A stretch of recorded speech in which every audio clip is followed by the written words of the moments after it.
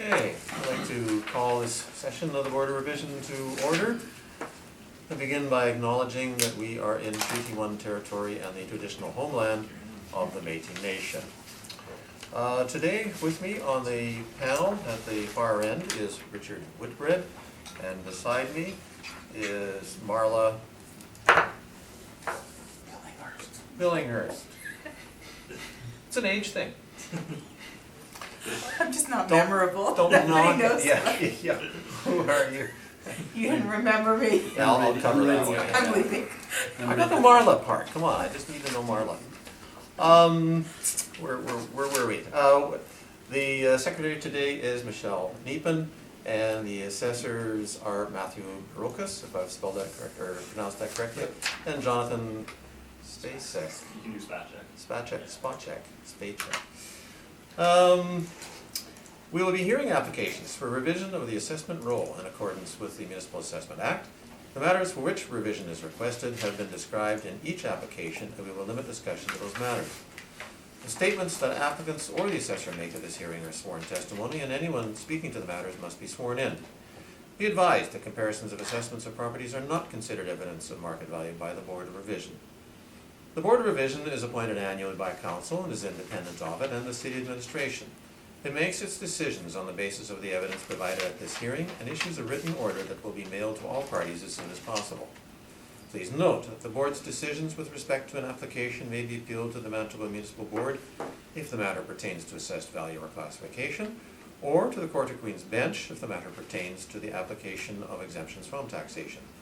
Should you wish to appeal, information on how to do so will be included with the Board's order. With respect to the hearing process, I will confirm the matters to be addressed with each applicant following the swearing in.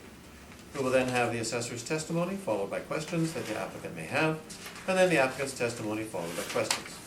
Each side will have an opportunity to summarize if they wish. Once all the evidence about an application has been brought forward, the applicant may leave. The process will repeat for each item on the docket today. The session will close after all the applications have been heard, and the Board will deliberate in private and make its decisions. You will receive the order by registered mail as soon as possible. As information, all public hearings are recorded and will be part of the public record. Could I ask you to put your phones on silent or turn them off? Use of phones during the hearing is permitted with the permission of the chair. You need it for your calculator or if there's some other reason that is approved. Otherwise, we'd rather not have cell phones used. May I have permission at some point to extend my parking? Yes. Thank you. Might have to do that myself. I hope not, 'cause I put in 5 hours. All right, could we have the swearing in then? And we will start with the first item on our docket. Can you state your full name, please? Matthew Rose. Do you swear that the evidence you're about to give at this hearing should be the truth, the whole truth, and nothing but the truth? So help you God? Sure. Can you state your full name, please? Jonathan Spacek. Do you swear that the evidence you're about to give at this hearing should be the truth, the whole truth, and nothing but the truth? So help you God? I swear.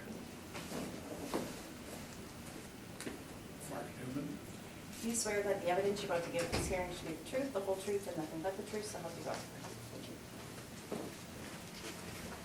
So we will begin with 280 Yonge Street. Mr. Assessor, when you are ready.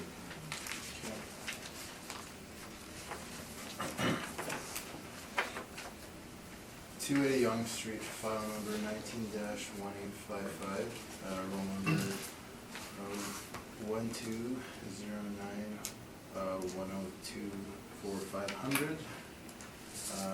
Property type, we have it as PUCT as VRES 2. It's zone R2 residential, 2-family.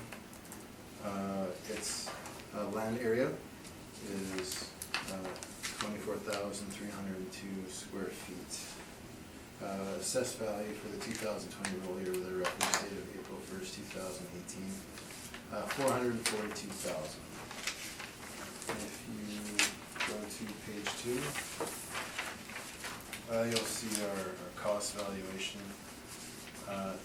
summary. So it's mostly land value here. There's some depreciated structure costs for detached structures. see on page, maybe you'll flip to page 5 actually. You'll see that it's being used as a parking lot, located 2 properties off of Portage on Yonge Street. So it's surface parking. So the small depreciated cost is in regards to the surface parking improvements. You'll see on page 4, there are some other surface parking lots nearby, 2 on Spence and 1 on Yonge Street. They range from just over 4,000 square feet, going up to almost 13,000 square feet. They all have R2 zoning as well, so they have the same zoning as the subject property. So you see a photo of the subject property below the land sale comparables. The land sale comparables range from $44.99 per square foot up to 74 square foot, and these sales took place in 2017, in the late summer, fall of 2017. The average sale price per square foot would be $60.43 of the land sale comparables. So we've got our picture here of the property from Google Street View. Then you've got the pictures of the sales comparables on page 6. And page 7, so Spence in St. Mary, Spence near Ellis, and then on page 7 we have the comparable number 3, which is Young and Ellis. So in the general area of the property. Go to page 6, you'll see the detached structures and details just in regards to the parking lot improvements depreciated. Below that table on page 8, you'll see our land valuation. The land valuation of this property is $17.49 square feet, which is much lower than the comparables, which range from $45 a square foot to $74 per square foot. So when you add up the land value and the detached structure, depreciated details, that's how you come to $442,000. Class and liability, it's all 60 taxable.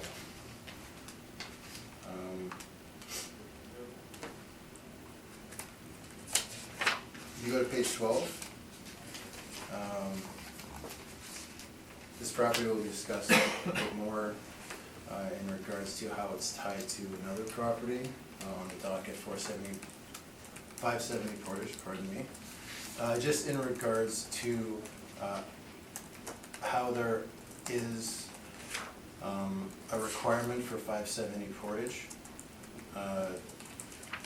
As per, if you look in its current requirement on page 12, it was developed in 1963 with a non-conforming right for accessory parking. A variance and permit was permitted at the time of the development. This represents legal non-conforming use. The parking to the Yonge Street building must be together, and the current grandfather clause to satisfy this non-conforming use. So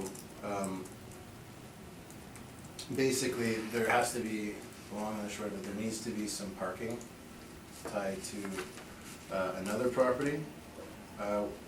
They are, however, 2 separate pits, and in regards to how much of the parking is required, you'll see that in regards to how much parking is required, you see feature requirements, highest and best use. If the owner was interested in selling off 280 Young and developing this lot, there would need to be some parking left for 570 Portage. So, as per, current 2200/2006 zoning requirements, there's one stall for every 750 square feet of building area. So it'd be 61 stalls, however, there are a few reductions. Section 171-2 of the zoning bylaw shows that it's located in the urban infill development area, and the parking is reduced to 80% requirement. Section 171-3, it's a mixed-use building, which that building is. It's reduced a further 80%. Therefore, the parking requirements is reduced from 61 stalls to 37 stalls. The 37 stall requirement, if you flip to page 13,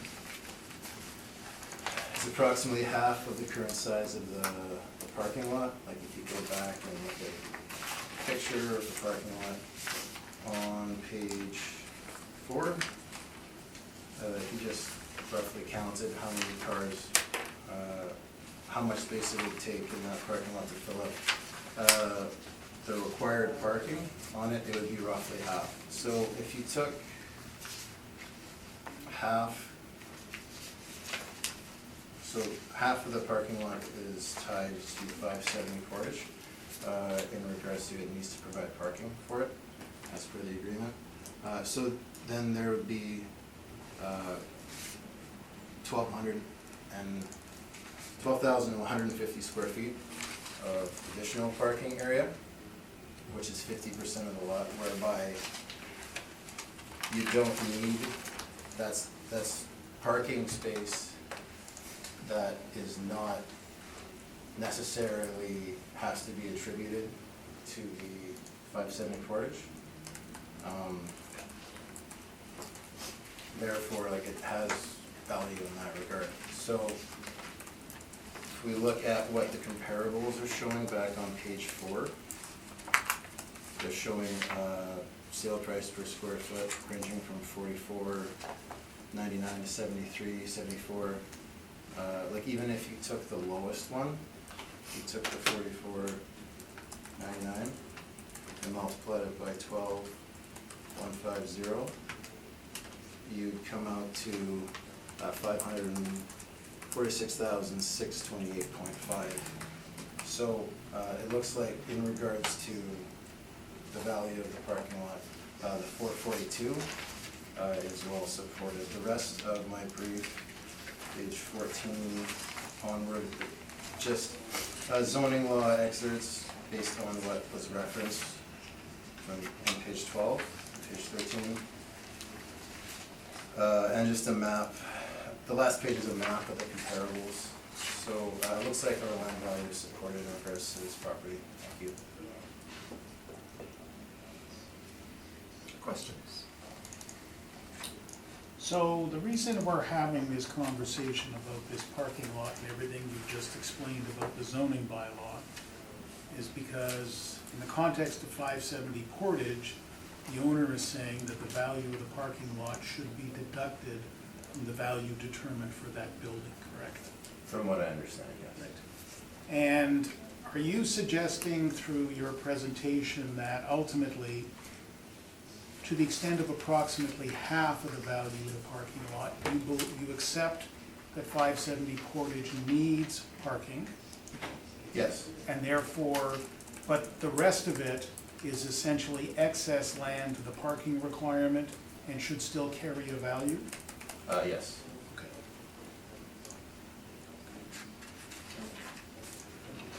So, ultimately, you put a value of $17 and change per square foot on this parking lot, correct? $17.49. Yes. And let's go to page 12 of your material, this parking requirements section. Did you write this?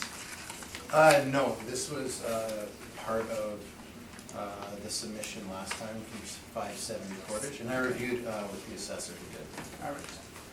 So, look at your page 14. Page 14 is the starting point, because page 14 is an excerpt from the zoning bylaw.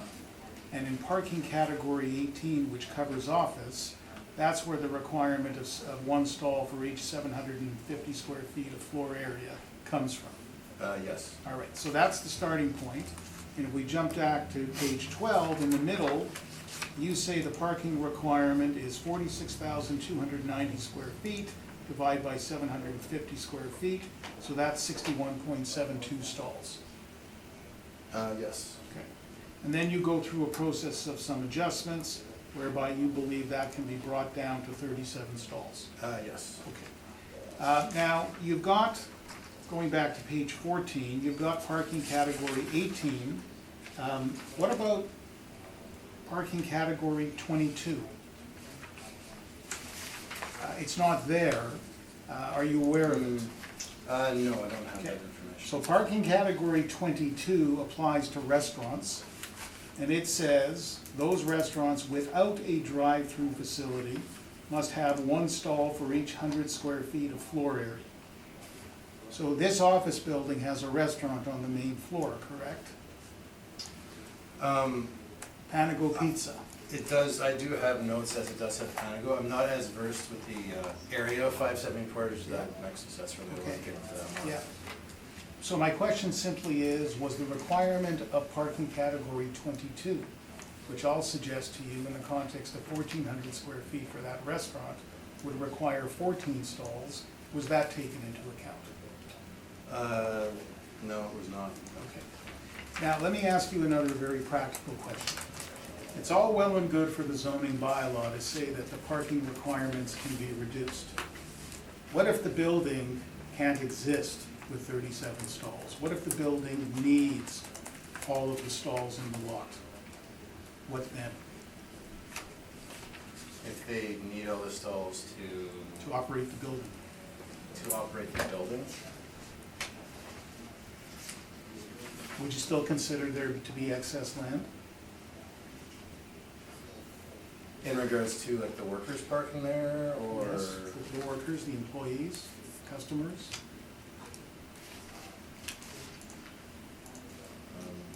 Again, I'm not as versed in 570 Okay. Portage, I can't answer that question honestly. All right, fair enough.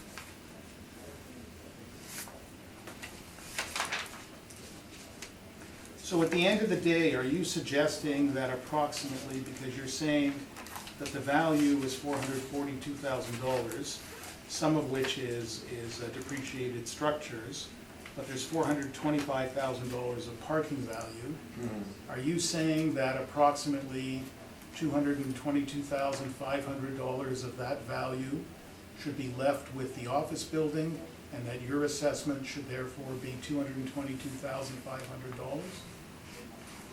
Well, I'm just assessing this property as is. If we were to look at what the, my sales comparables on page 4 are saying, like even on the very low end, sales comparable number 2, $44.99 a square foot. If we attributed that just to half of the parking area, the part that's not bound to 570 Portage, we would come up with a value, I believe it was 500 something. So it's still, even with the smaller portion, the market looks like it's generating value higher than the 442. But you picked a value of $17.49 a square foot for the land. That was attributed by the model. We could be, it looks like we're low on it, to tell you the truth.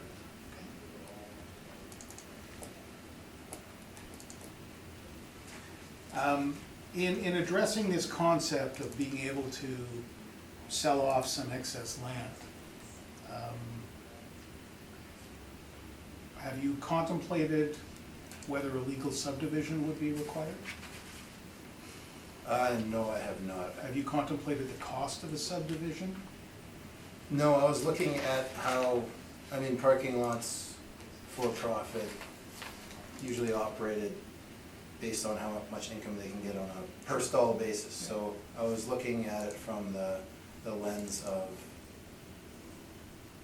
there's more, if you take this 12,150 and look at what the land sale comparables are selling for relative to their sizes, it looks like they could rent those spots out. But you would agree with me that 280 Young is one parcel. That is correct. It's not made up of a number of lots. It's one parcel. That is correct. In order to sell a piece of it, you need to do a subdivision, agreed? It would have to be divided, yes. And as part of the subdivision, one of the things you have to do is pay dedication fees to the city, 10% of the value of the property, agreed? I'll take your word for it, yes. But bottom line is subdivision costs were not contemplated. That is correct. Okay.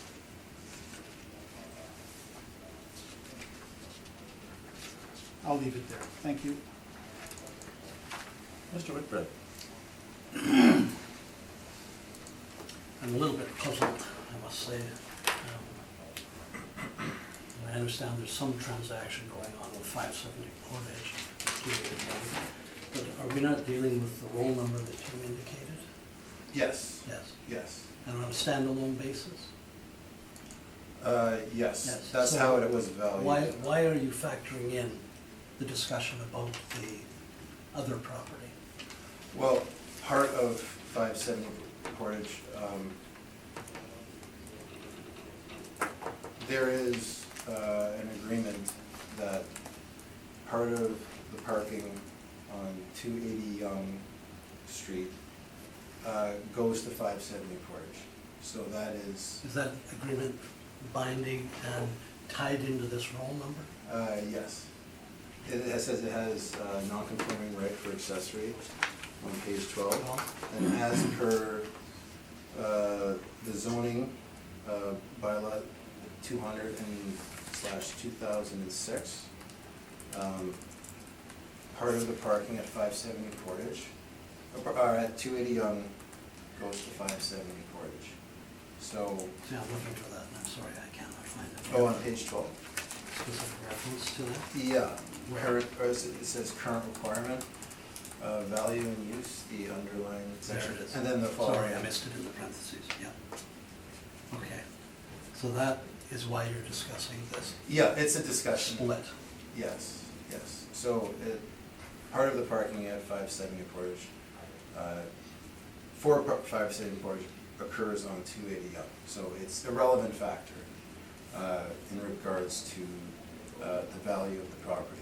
Okay. Just looking at the land value of the comparables, our value is supported on the property as a whole. But you seem to be all over the map with that. If I can offer the value per square foot, 1749, and then you use 44.99. Oh, yeah, that's what I'm. And you simply make a statement that 442 seems to be a fair value. Again, this $17 per square foot, that was a model valuation. Right. So, And usually that's what we work with, is it not, is your values right, from the model? right, looking at the model, however, when we look at the land sale comparables in the area, on page 4. Yeah, You'll see that, and keep in mind, these properties, they do have the same zoning as the subject property, and they're being operated as commercial service parking lots on page 4. why wouldn't we use 73.74?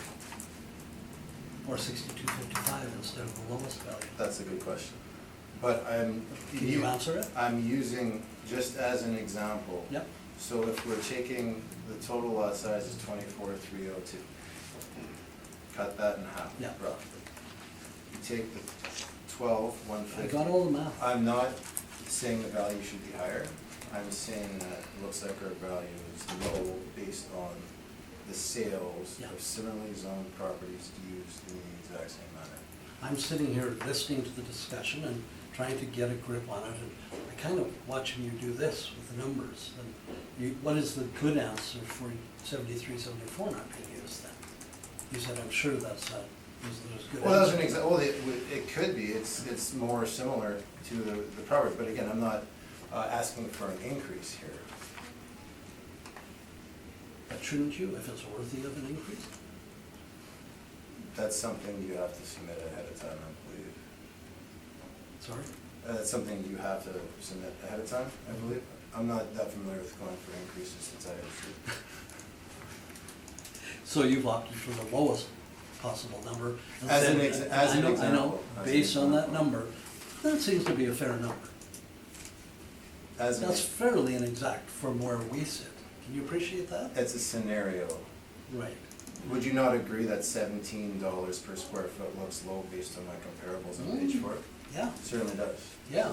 So if you took 24,302 and even used $62, well, now we're talking, we've got 1,506,000. That's what you've got here, $62 a square foot. If you even took your scenario and said, let's just use half the space, well, half of that is 750,000, not 442. That seems reasonable too. That's what I'm not getting, is it just, your number seems somewhat indefinable, and maybe I'm missing something. If I'm missing something, you just clarify it for me. It looks like the model valuation could be low based on the 17 a square foot, Mhm. as per the evidence on page 4. Mhm. But you don't have the power to change that.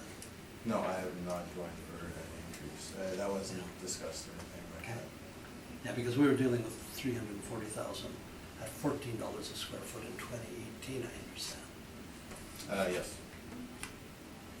Do you understand my confusion? Yep. Okay, thanks. I wasn't part of that appeal. That wasn't part of your strategy to confuse me? No, Okay. confusion is never part of the strategy. Okay, good. Thank you. I thought it was clarification, but, okay. I'm gonna leave it at that, Mr. Chair. Thank you. Mrs. Billinghurst. No questions. Is the owner of 280 Yonge Street also the owner of 570 Portage Avenue? I believe so. Yes. Same owner, same, okay. Is all of the parking lot actually used? Looking at the photo on page 4, it looks like, Well, I'm not sure you can go on the basis of one photo at one point in time. again, I don't have details in regards to 570. No, 280 Yonge is that regards- all parking? It's all parking, yeah. It's all parking, It's all parking. used, okay. Is revenue generated by 280 Yonge? Ooh. If it is, it would probably be included in the pro forma for 570 Portage. Hence a problem. We have two roll entries that are so tied that so many of the answers are, well, we'll have to wait for the other one. There's a relationship obviously between these two properties, right? Yes. What would most likely happen in the market? Would it be most likely that these two properties, 280 Yonge and 570 Portage, would be sold without any relationship to the other property? Or is it likely that if, say, 570 sells, 280 is going to sell as well?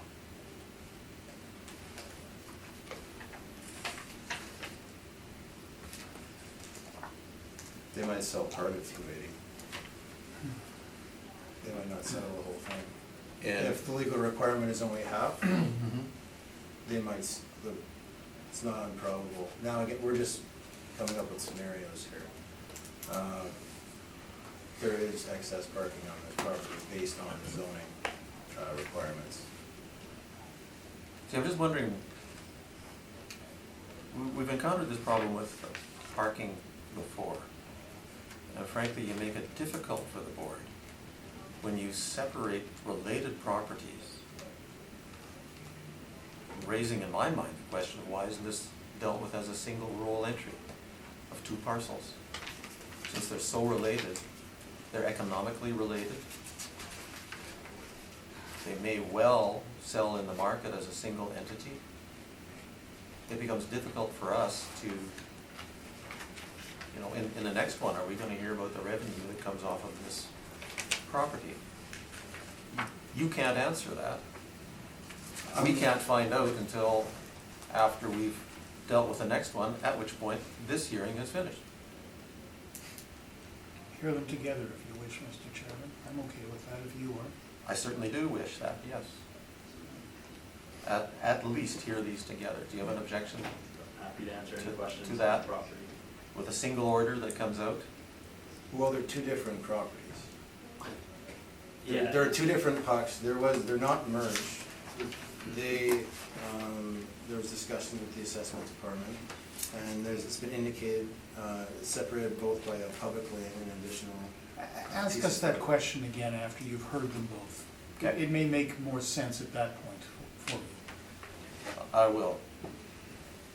I think as Mr. Whitbread said, please understand our difficulty in understanding this when we're dealing with a left hand and a right hand that are related, but we won't find out about the right hand until after we're finished with the left. Makes it difficult. All right, those are the questions. Yeah. Mr. Newman, illumination? So, illumination. I told you at the outset you were gonna hear something interesting about parking lots today. And, you know, this is an ongoing issue a little bit, and it's a function of the zoning. In the downtown area, there is no requirement for buildings to have parking. And so when people try and argue that a building should be tied economically to a building in the downtown area, in the Exchange District, for example, the response of the assessor is, no, you can't do that. There's no requirement under the zoning for the building to have parking. It may be true there's no requirement under the zoning, but it's not true operationally, and it's not true economically. And as you appropriately observed, when this sells, it sells as a package. Because 570 Portage and any other building in this situation cannot operate without parking. You're gonna come to another one on the docket later this afternoon, 709 Portage, where the assessor has agreed to remove the value of a separate parking lot from the building assessment. And as a consequence of that agreement, I withdrew the appeal on the parking lot. So the parking lot value will stand, it'll remain intact, and what we'll end up with on 709 Portage is whatever value you fix, but as a minimum, the parking lot value will come off. So in 2016, when I argued this building, and I'll get to it in my brief on 570 Portage, the panel then noted a direction to the assessment department to merge these two rules. The problem from the department's perspective, I believe, is that there's two things. There's a public lane in between, and there's another piece of property owned by a third party. And if you look at the assessor's map on page 4, so you can see the yellow line is Portage. You can, if you work towards Portage from the red teardrop, you can see the building, then you can see the public lane immediately behind it, then you can see another parcel that's got a value, it looks like, of $1,989,000. That's unrelated to the building or the parking lot, it's owned by a third party. So you've got two intervening parcels of land, and I think for the department, that creates issues for them administratively in terms of merging roles. But I tell you simply that going back to 2016, the panel hearing the matter recognized the economic unity and directed in their order that the department consider merging. In 2018, the department recognized the economic unity, and what ended up happening was the parking lot value was subtracted from the building value. And that's why in many ways, I don't care what the parking lot value is, as long as it's subtracted. And this concept of subtraction is one that occurs in other contexts as well. So with hotels, for example, hotels frequently have freestanding parking lots on a separate roll, and those are subtracted from the value of the hotels. And that's in my material as well. You'll see those workups showing that. So, and it wasn't clear to me whether the assessor was saying, if we're going to give you a deduction in respect of this separate parking lot roll, we're only going to give you part of it because we think you could sell off some of the land. Essentially, there's excess land to the parking requirement, was what I thought I got from the assessor's presentation. And about that I say, and that's why I asked the questions, don't forget about you need to do a subdivision. There's a cost of a survey, there's a cost of an application to the city, there's a dedication fee equal to 10% of the value of the property created by the subdivision. You're gonna need a new approach potentially. There's a whole bunch of moving parts to that. There's also the question of whether this calculation of what the parking requirements are has been correctly done, because there is a 1,400 square foot restaurant at 570 Portage.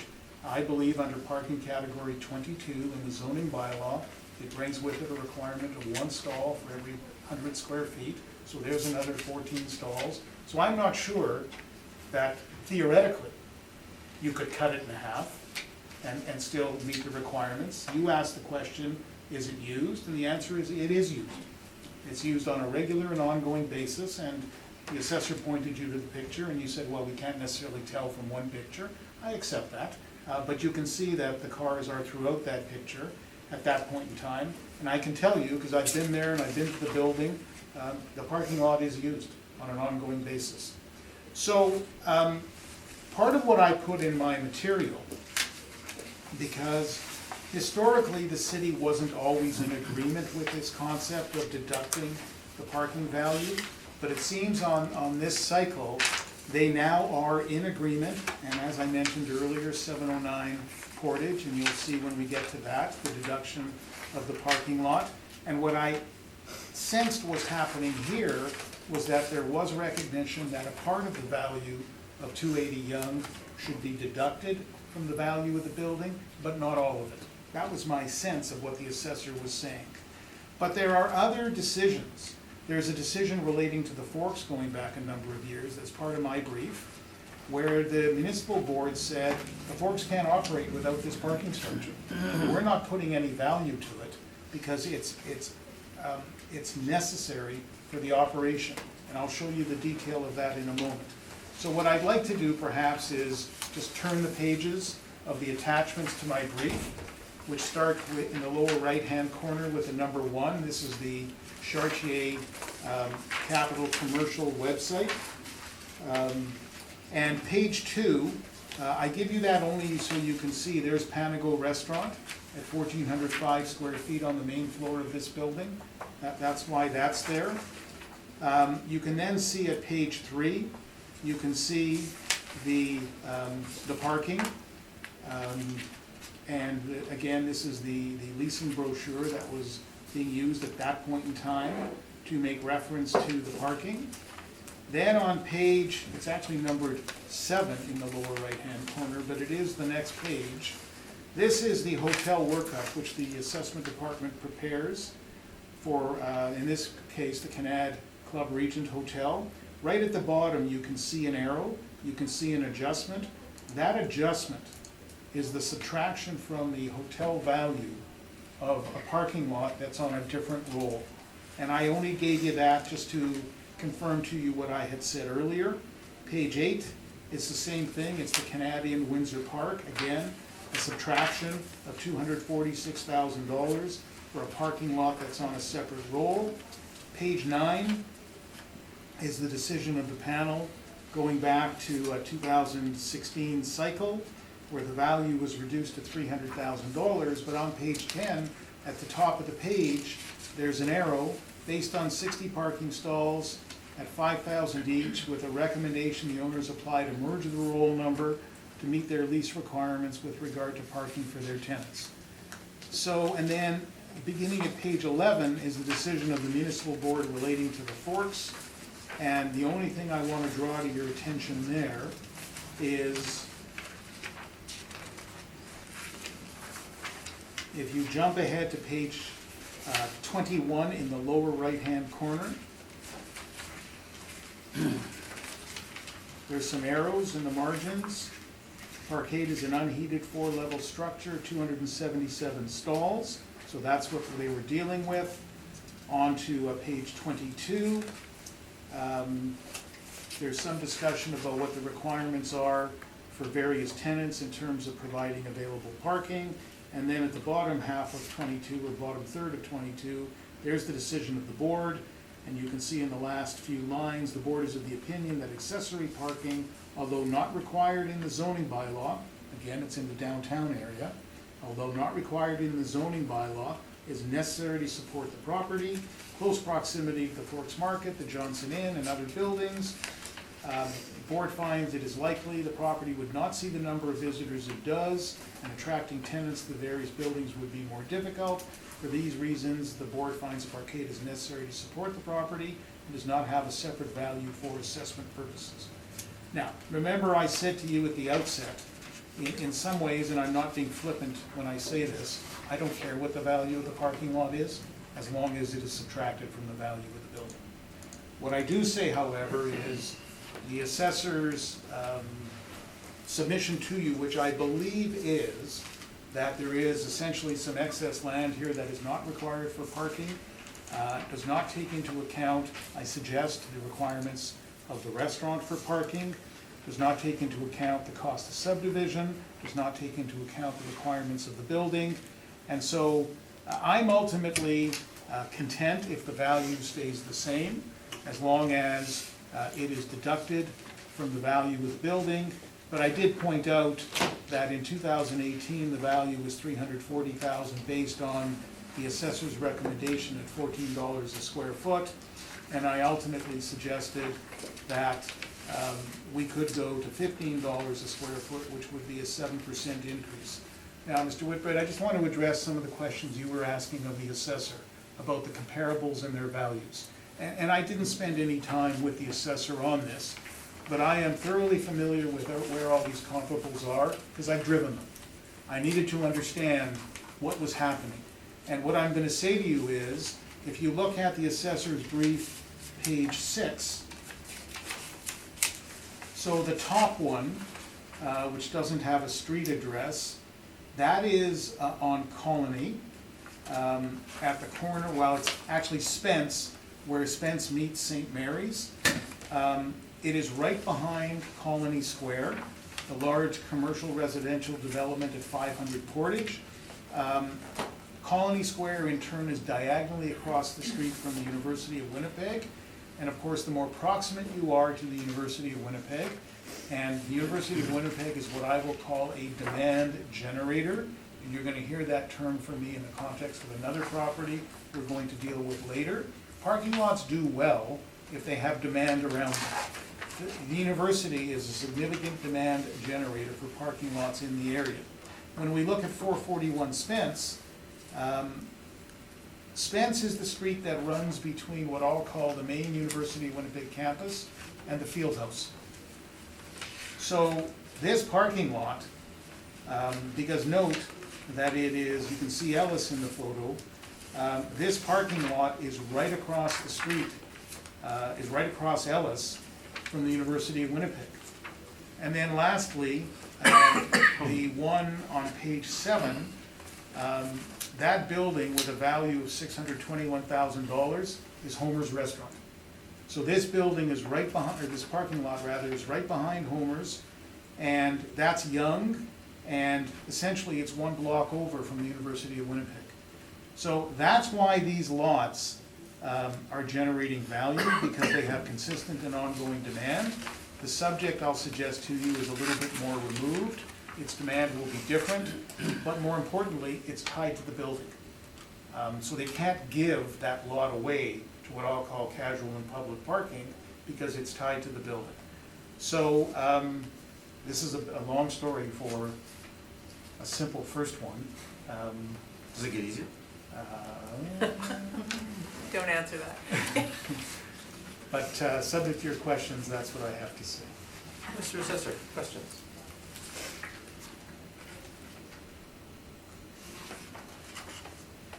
So, you mentioned something about another factor, parking category 21. 22. 22, pardon me.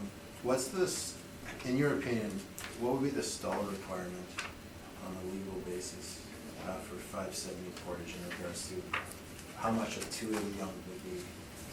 So, based on, I mean, the starting point in your calculation was that there's a requirement of 61 stalls based on the 46,290 square feet of building area, dividing by 750 square feet, which is parking category 18 in the general zoning bylaw. But if you also count parking category 22, then you're going to see an increase of 14 stalls. But remember, this use precedes zoning bylaw 200 of 2006. So that bylaw came into force in 2006. This is a legal nonconformity, and as long as nothing changes, they're okay, notwithstanding what the bylaw says. But as the assessor's material notes, this goes back to 1963, when a variance was put in place then, when what was then the Union Center building was first built. So if you say to me, what would the legal requirement be? The legal requirement is minimum 61, and if you have to add 14 for the restaurant, then it puts you up north of 70, but they don't have to meet that legal requirement presently because they're a lawful nonconformity. However, the moment they started to chop up 280 Young by way of a subdivision, that's over, and they're gonna have to meet the requirement. And your scenario was that takes them down to 37. You know, the math probably has to be a little bit different, but as I said, operationally, they need the stalls. Okay.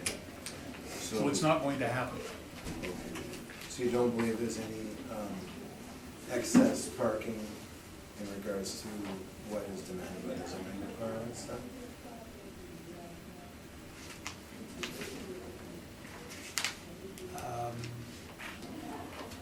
I think that's right.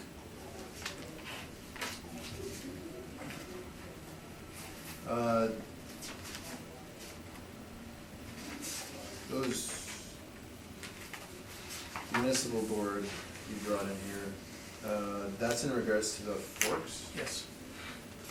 That'd be a very different property compared to the subject property, would it not? Well, it's certainly different in the sense of the number of uses. I mean, there are some office-related uses as part of the Forks, but obviously there are other things. Theater for young people, city TV, the marketplace itself, the hotel is there, so a whole variety of different uses. I think the point simply was, that the board was making, the municipal board, was this place can't be without the parking, because the availability of that parking is what allows tenants to be attracted, and tenants are attracted if visitors can come. Same thing with this building. Your tenants won't come if they don't have where to park.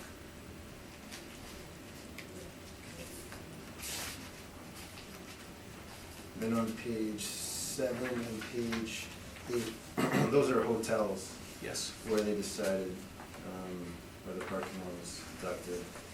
Simply to illustrate the concept that the separation or subtraction of adjacent parking lots on a different rule is recognized. Those are my questions, thank you. Mr. Whitbread. Thanks for your clarification, and if I could just carry forward that last question then.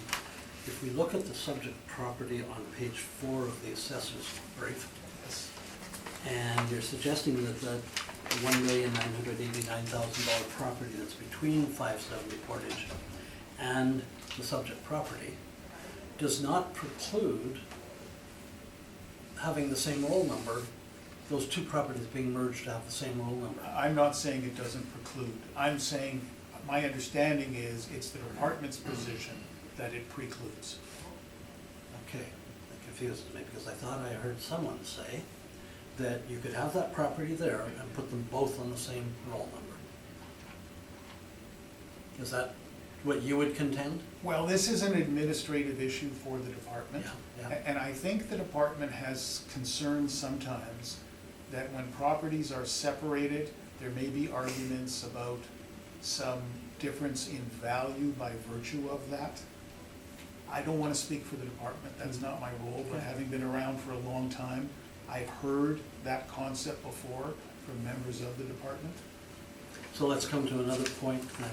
It looks like this property is bordered by Langside on Portage, and I see Spence. What's the street in between Spence and Langside? Is that Young Street? Does anyone know? Well, this property fronts onto Young. onto Young, okay. Yes. And if I remember, that is the old Union Center. And it's Yes. very close to the juncture of, where the Portage Avenue splits off down to Colony? Colony, Yes. which is about, what, a block away from the University of Winnipeg?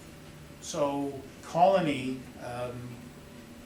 Comes out right that, at that the... intersection is probably the western boundary of the university. That's right.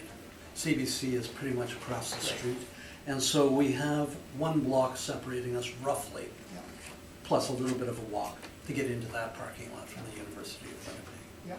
So coming back to your point on value and proximity to required service, would that not suggest to you that this could be a very valuable parking lot on its own in relation to the University of Winnipeg? Never mind 570. Certainly it would have value, potentially. Mhm. Again, distance is everything in the world of parking lots, especially in the winter. Yes. But there's no question, if it were available, certainly I believe they would attempt to market themselves to the university. Yeah. So if we took a value, as I suggested earlier, and we used just $60 a foot relative to number 3 comparable from the assessor, and came up with I think it was about $1,540,000 of value for that parking lot. I think I heard you say you wouldn't have a problem with that, as long as it was deducted from the value of 570 Young. In a hypothetical sense, yes. So in my naivete, if I said, well, I would take that $1,540,000 and add it to the value of 570, giving an objective valuation of that property, you'd be all right with that, depending on the value of the property that we came to. No, I wouldn't be adding it. No, you would want to divide, subtract it. Okay, I think I understand your point. Thank you. Ms. Billinghurst? Is this parking lot serviced? Like, Surface? like with electrical? No, I don't believe so. Okay. That was my only question. When I was asking the question about why not merge these, I had not noticed the intervening property. There is the business in the act about contiguity, the rural entries will conceivably include land that is contiguous. That notion of contiguity took a bit of a left or right turn in the Sister McNamara School case. Would that apply, in your opinion, here or not? Is this parking as necessary for that building on Portage as the parking was for the school? I think the answer is yes, it is as necessary. You can't have these office buildings unless they have parking. Now, of course, the issue in the Sister McNamara case wasn't so much the valuation, it was the exemption. And whether the separation of the two properties by an intervening property deprived the parking lot of its access to the exemption. But the court in the end attributed the parking lot economically to the school, Yes. for all intents and purposes. Your value of $364,530, based on $15 per square foot. Yep. And where does the 15 come from? The assessor recommended $14 of 2018. I increased it by 7.14%. I increased it by $1, and that's where it comes from. The 7.14% coming from where? It's just the end result of the increase. Oh, I see. Of the $1, Yes. going from 14 up to 15. Yes. I see. I think that's all my questions. So we've sort of concluded with this one. Only now round 2 is 570 Portage. Yes. Let's carry on with that one then.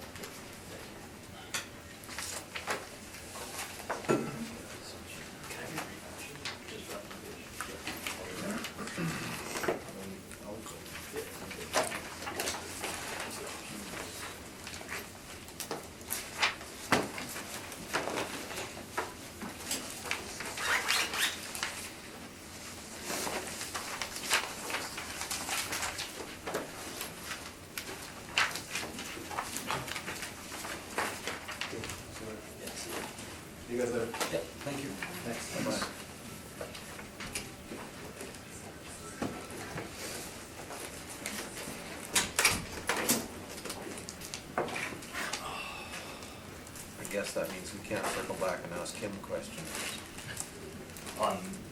We can ask questions about anything. I don't mind. I think most were answered regarding the parking lot, but I'll start with 570 Portage. I think all those kind of starting issues that we started talking about there, if any of them, you have any questions on it, let me know, but the reason we have that one first, and it would be great if it was all under one roll number, but we spoke about how it's split up, and when I come into these and I look at these, and as we'll see with properties later, just as a preamble, it's just not as easy to just say this is an economic use for this building. What we look at is the amount of zoning required, and I'll get into it on this property, but you'll see at our property later, it's a slightly different situation where it's easier to say it's just one economic unit, and that's where we have to make a differentiation on this one, just to be consistent with all the properties that we do in a cycle. So I think you'll see that, and hopefully I'll be able to make that a little bit clearer as we go on. But we are looking at 570 Portage. And I take it you will not be stating that there is an income stream from the parking lot that is attributed to this building. You don't have.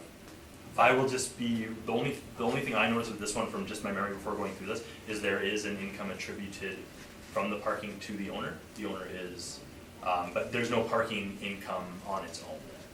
We're not at, there's no parking income stream, if that's what. Okay, yeah, that's my question.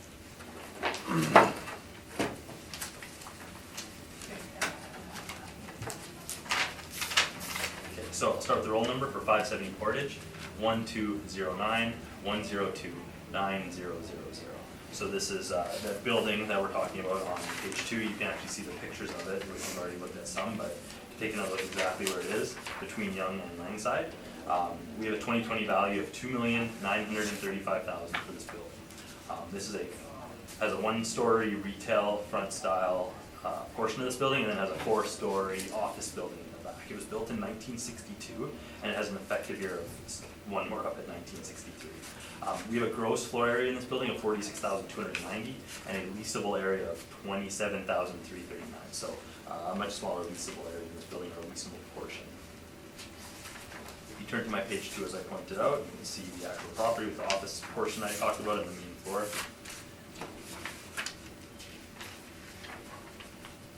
You can see on page 3 some more pictures of the property. And then you can see on the bottom of page 3 there, we're talking about how it has the back lane. You can kind of see that the smaller parking lot that's attributed to the building that is, southwest of the building. That's the parking lot associated with the building beside it. And past that building is the parking lot we were talking about before. So page 4 is just showing that they've complied with that request for information. The subject property leases says no leases found, but I've included those actual leases on page 14, which we'll get to after. If you turn to page 5, you'll see the actual income breakdown of this building and how we get to that $2.9 million value. So our model, over the premises in the building, we have a blended rate of $10.99. That's over the 27,339 square feet. I think it's important to note on this first page here that you'll see the 4th premise down. The first 3 premises are office space. The 4th premise, we have A1 high quality retail finish of 4,609 square feet. And then we go to C4 is, the 5th premise is C4 standard restaurant non-chain. So that's that kind of, we have it as 1380, but that's that square footage of that Panago pizza in there. Has a slightly different rate because of the characteristics of that premise. And then C6, the second last premise, storage, office, residence, that's 6,882 square foot of basement space. So there is basement space in this building, and that's one of the contentious issues, but we have a $7.36 rent for this, what we consider leasable basement space, and you'll see pictures of it in the briefing. We can go over that once we get there. But so that works out to a $10.99 blended rate for this property, or if you're looking at the above grade, all the above ground space is at $12.21, and then that basement space is at that $7.36. That brings us to our total NOI. So we have this as a OFC class building. So in Winnipeg we have OFA. In the assessment department has classifications of OFA, OFB, OFC, OFD, and OFS. So this reaches that we're using that OFC classification, and it's based on the size of the building when it's built, the type of layout within the building. Our newer, nicest towers are OFA. We have 50 to 150,000 square foot downtown office buildings with more amenities that are higher quality, and they usually fall into our OFB.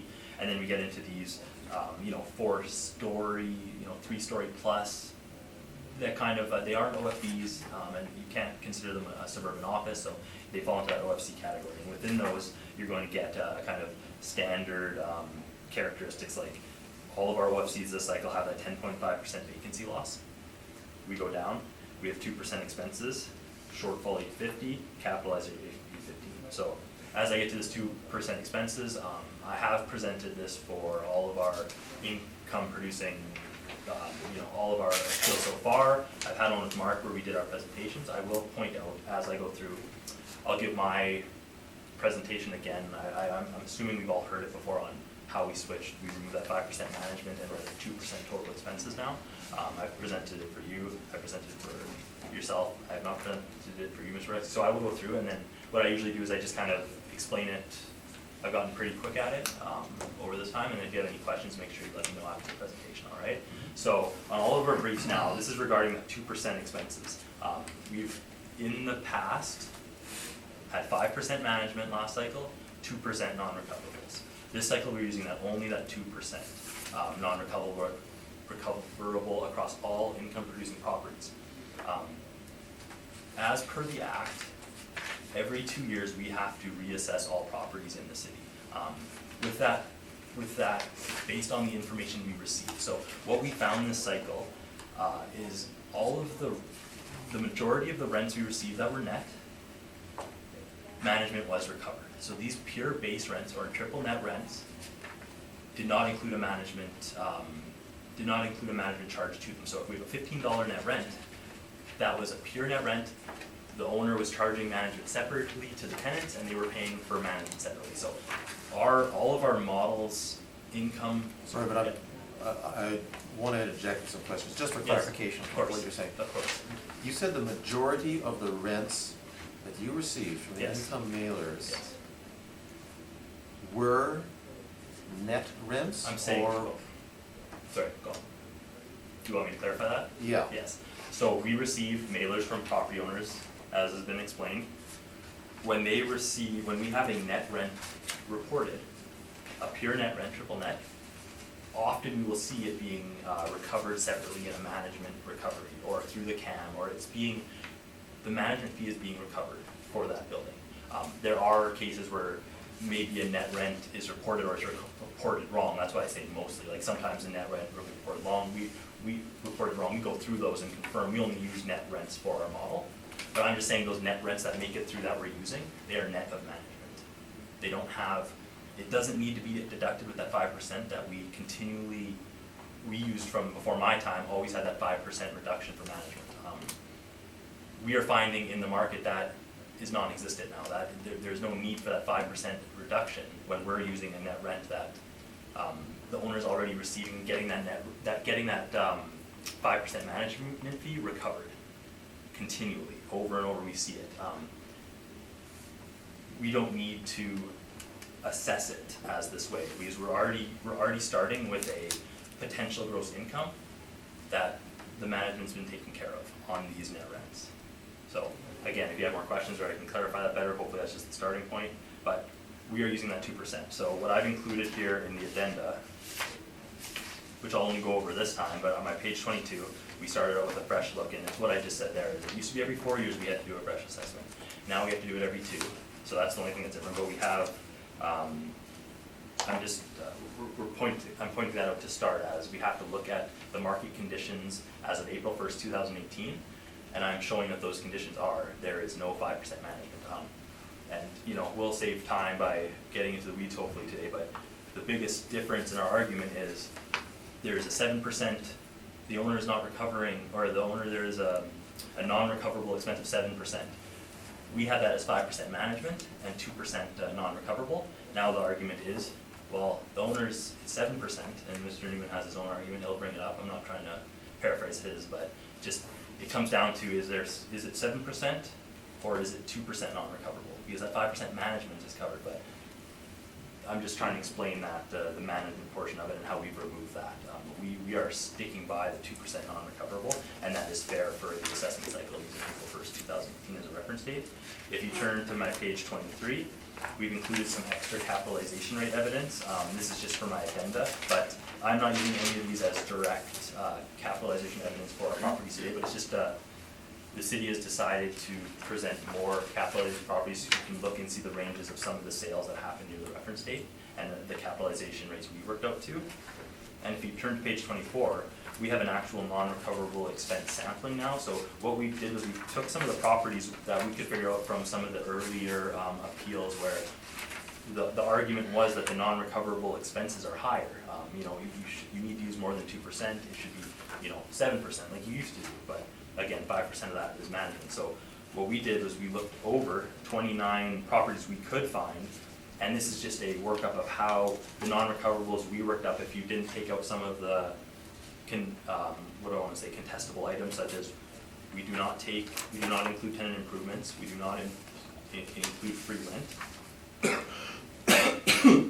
We do not, and then when we're actually determining if you're looking at, I'll start that over. If you're looking at a property of an owner and you're looking at their mailer and they report an income, if you're not looking at the potential income, often they'll report their income and it won't show any income for that vacant space. So say they have 10% vacant space, we allow a shortfall. If you're looking at the non-recoverable expenses, you need to look at what their total income for the year would be. You need to put up market rent to that vacant space to get a total potential gross income. And what we found was on some of these properties, that potential gross income wasn't being used. It was just the actual reported income without any income for that vacant space. So that's gonna inflate your non-recoverable expenses when you get down to the bottom. So we started at often a higher point, and we worked down net vacancy shortfall as a percentage of effective gross income. So what these percentages are for these 29 properties on page 24 is what the actual non-recoverable expenses are when we worked it back by not including tenant inducements, not including free rent, making sure we took out all capital costs. Sometimes capital costs can be included, and there's an argument on those are the main points of that difference between, let's say, our 2% and an appellant's 7%. So that's where what I find we're often arguing about on that, where that 7% changed to 2%. But again, just going over that quickly, starting, if you have more questions, let me know. I know Mr. Newman. And these instances were all cases where there was net rents? These are all what's reported. I am not 100% sure these are all net rents or if some of them had to be grossed down, but from my understanding, I can't, I don't know if they're all if they were all net rents or if some had to be net from gross rent to be netted up. But again, so that's just my quick overview of that, 7% to 2%. If you have any questions on it, let me know. I'm sure to answer them the best I can. But once we get past there, the capitalization rate for this building for this OFC is 8.15%, and that's how you get that total value of $2,935,000. What I included on page 6 is the rent comparables for this property. So we have 37 OFC rent comparables.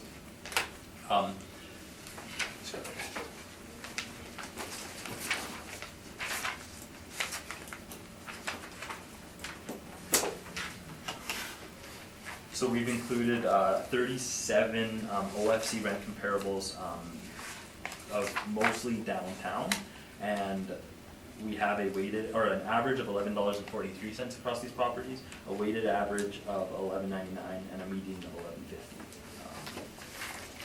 $11.50. Like I said before,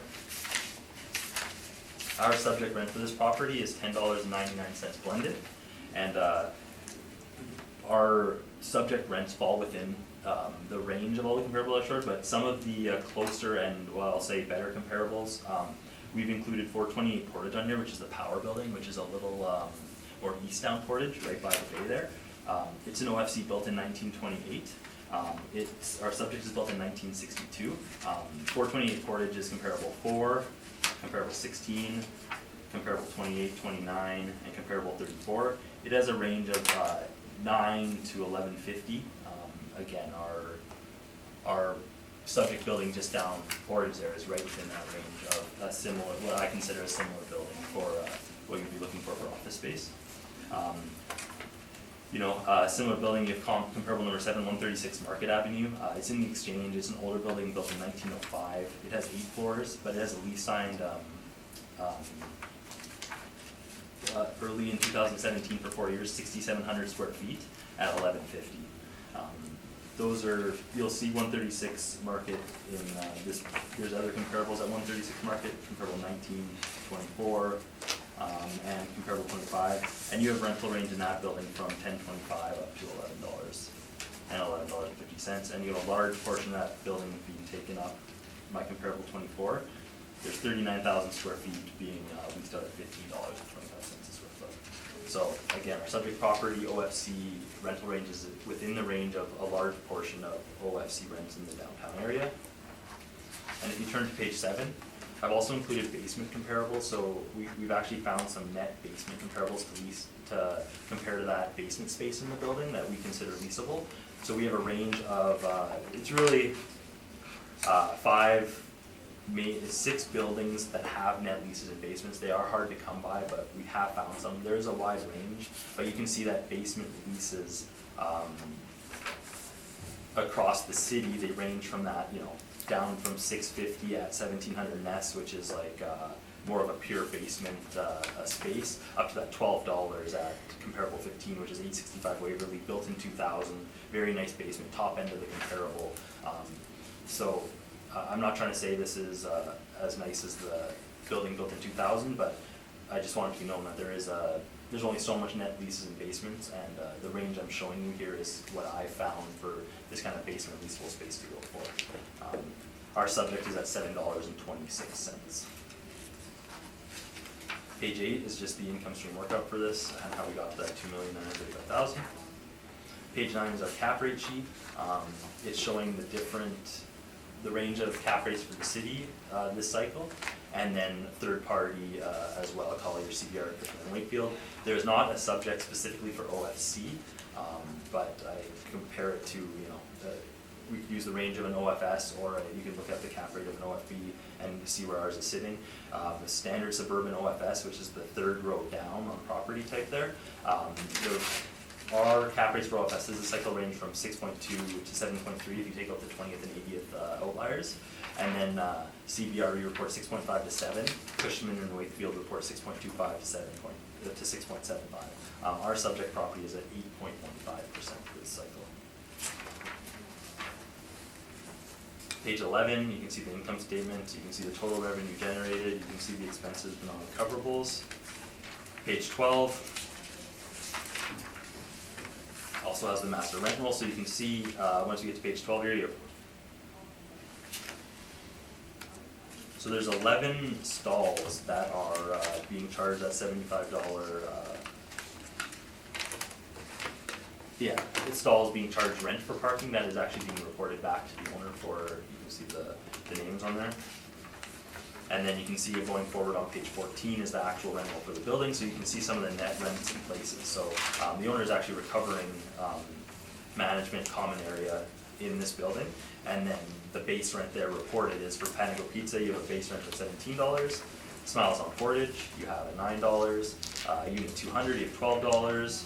$11 at unit 300. You can go to unit 301, you have an $11 rent, and unit 400, you have a $12 net rent. So you can see this property, the net rents that are actually in place, and then you can also see at the bottom of the area leased in this building, 27,444, and there is 0 vacant space currently in the building as of the reference date. If you go towards page 16, you can see pictures of that basement space. This is photos from 2009, they're a little dated, I don't know if anything has changed at all, but these are what was in place as of 2009.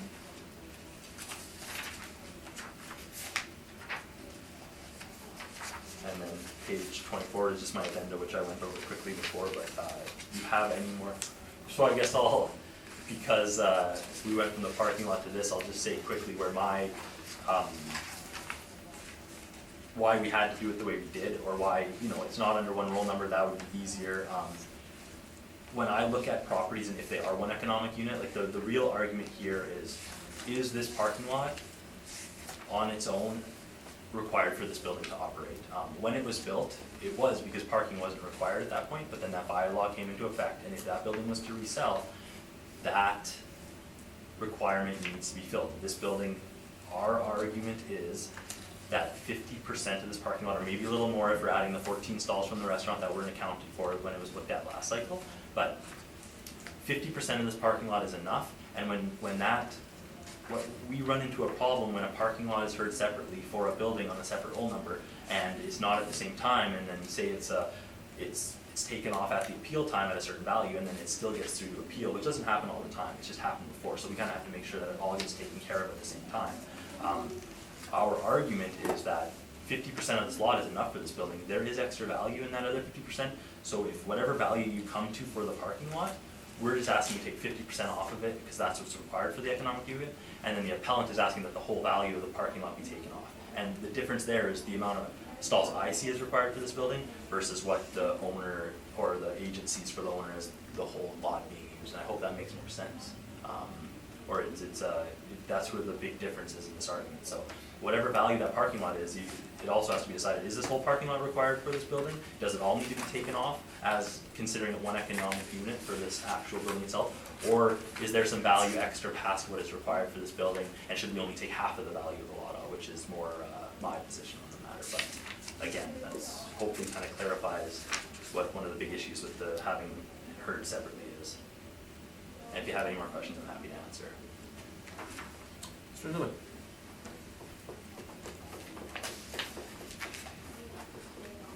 So, you talked about the fact, looking at page 6, Yes. this is a set of downtown comps. You talked about 428 Portage. Yes. Comps 4, 16, and 24 in the range of $9 to $11.50. You talked about 136 Market, comp number 7, 6,700 square feet at $11.50. The overall average is $11.43. The median is $11.50. The weighted average is $11.99. Just so I understand, the weighted average is the square footage. It's weighted by the square It's footage. taking into account the size of the unit, so a larger unit, 39,000 square feet at $15, it's gonna take into account that larger square footage as opposed to just having, if you had 4 comps, right? Okay. And then So bottom line is, none of the comps you've referenced, and certainly this chart, suggest anything in excess of $12. Agreed? from what I've showed today on these comparables, yes, there's. Okay. Other than the And yet 15. you've told us that your above ground rate for this building is $12.21. Yes, model generated above ground, yeah, absolutely. Now, the history of this property, and I think you and I did it last time? No. No, okay, oh yes, it was Mr. Ruth. How could I forget that? So, you know that historically, or do you know that historically, the space where the dentist is now, Yes. that 4,667 square feet, Yes, many years ago was a Blockbuster Video, absolutely, the good old days. the good old days. And you know that it sat vacant for many, many years? Yes, there was Okay. vacancy in this building before the reference date, And absolutely. you know as well that the actual lease in place with the dentist is $9 a square foot? Yes, Okay. And you understand that that's something that the owner had to do, considering the fact that the space was vacant for years? yeah, absolutely. Okay. So what I hear coming out of you, I think in a general sense is, leave the basement aside, but what I think I'm hearing from you is that the actual rents in place in this facility, you don't really quarrel with them very much. Yeah, like they seem like decent net rents in the building. Okay. Okay, so now let's talk about the basement. And you've got pictures in your material, and I can tell you it still looks like that today, because I was there back then and I've been there since. Yep, And you're doing downtown office buildings as well? I've done downtown office buildings, yeah. And are you familiar with the fact that many of the larger downtown office buildings have what I'll call amenity spaces? Absolutely. And typically, these are spaces that are difficult to rent, and so the landlords make the decision, let's turn them into an amenity for the building, a meeting room, a party room, a conference room. There's gyms in some of these facilities. That's quite common in the downtown office buildings. They exist, yes. All right. And here the issue is, you've assigned a rent of $7.26 to this basement space. You pointed us to a set of basement comps, noting that they're hard to come by, Absolutely. but you've managed to find some. Yes. Have you inspected these basement comps? Not all of them, no. Okay, any of them? I've been in 1479 Buffalo. Right. And I'm familiar with 1700 Ness, having done the appeal. I know 1483 Pembina, so I think you're gonna ask, or you can ask the question, I'll answer. I don't want to be predictable. Maybe it'd be faster. Oh, that's a good point. So, these are all finished office areas. Yes, comparable 3, so comparable 1 and 2, 1700 Ness is more of a pure office, like a lower level basement, very small windows at the top. Right. 1483 Pembina is a bi-level where you don't walk into a full basement, it's a classic bi-level, you go down the stairs, up the stairs when you enter the building, so it has more window space, better light, a nicer basement if you ask me. 226 Osborne is the same as that. Yes. 1479 Buffalo is a pure basement, like, pure basement space that you can imagine. And then 865 Waverly, as I said, is very nice, brand, like a newer building, nicer of the full-size basement space. And then I've never been in 185 GA. But the point is, and you agree, they are all finished office spaces. Absolutely. Yes, and the subject is not finished office space. No, Right. not in the same way. And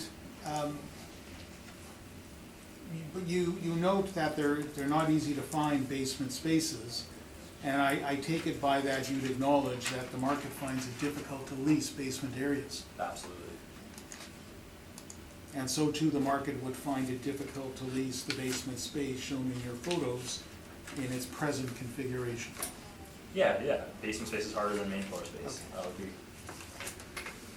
All right, now,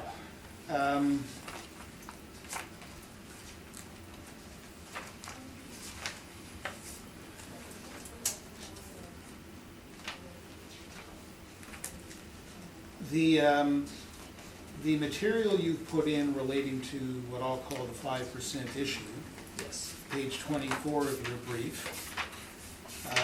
So let's understand that it's the city's view in concept that expenses that a landlord cannot recover have to be taken into account in arriving at net operating income.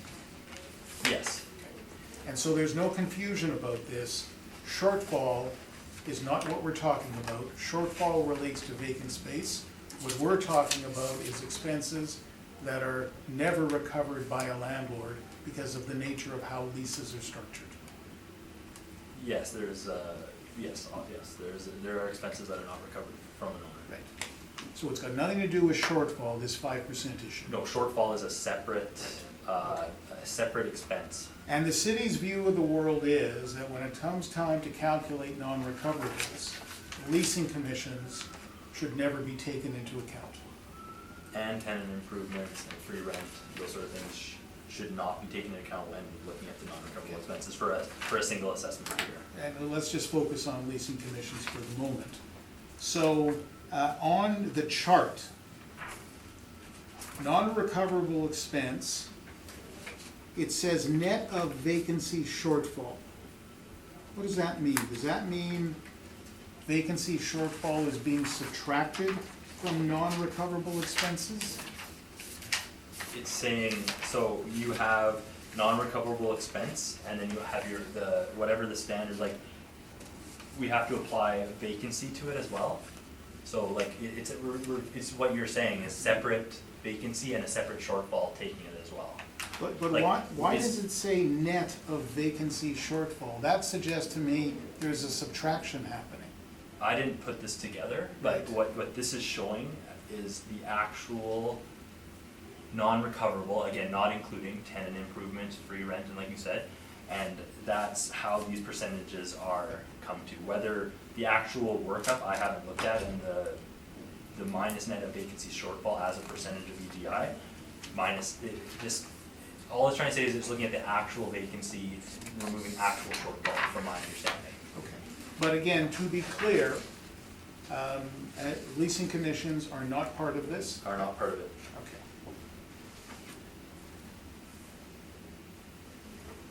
Those are my questions, thank you.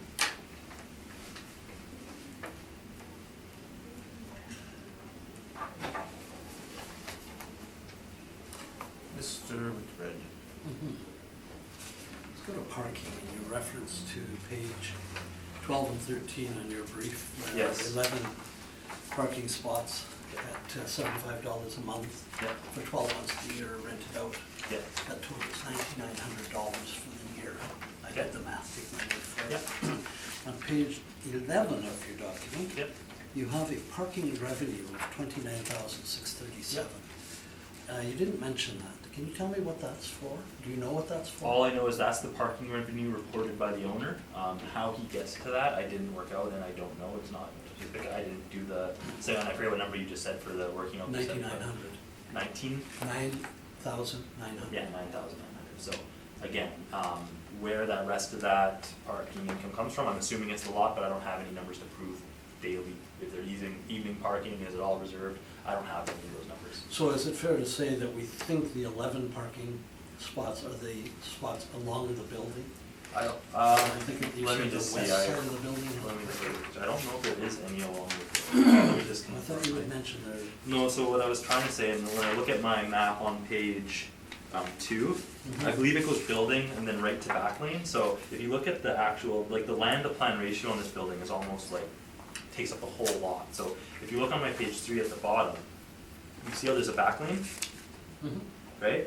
These parking spots here are that small lot we looked at that are not this owner.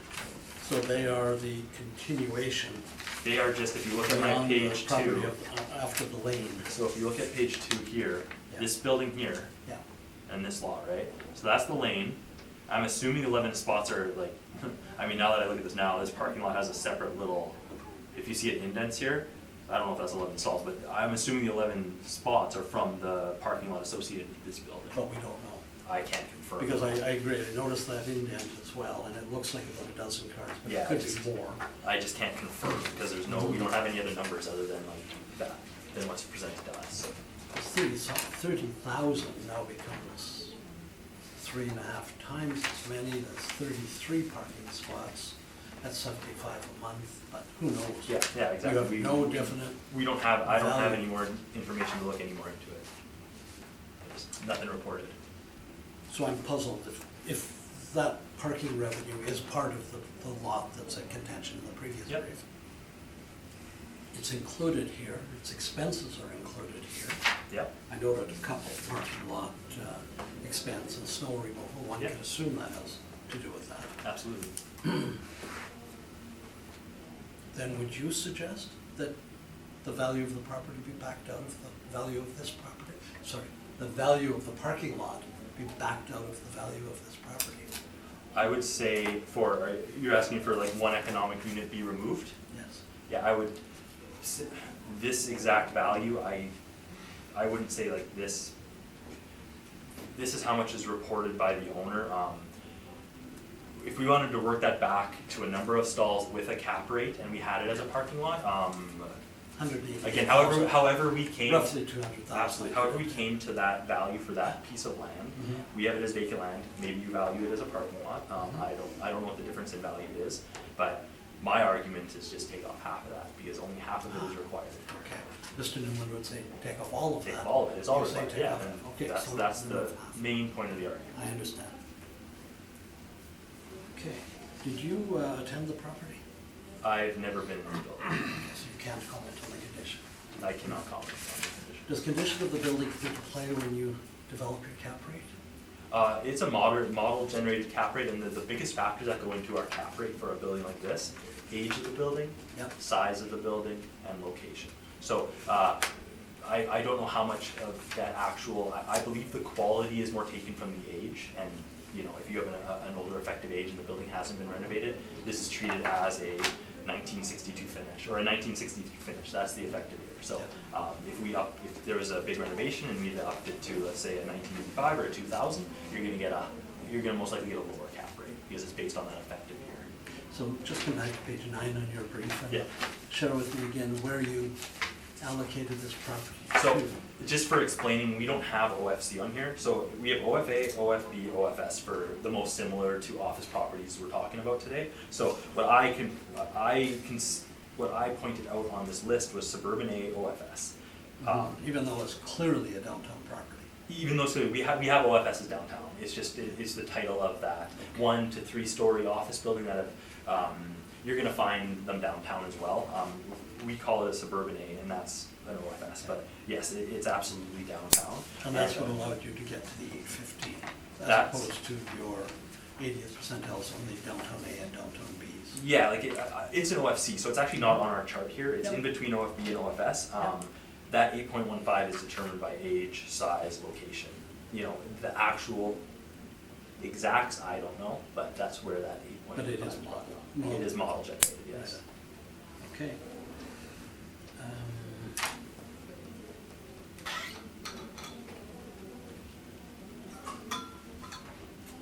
Oh, yes. On the front page of your brief, you have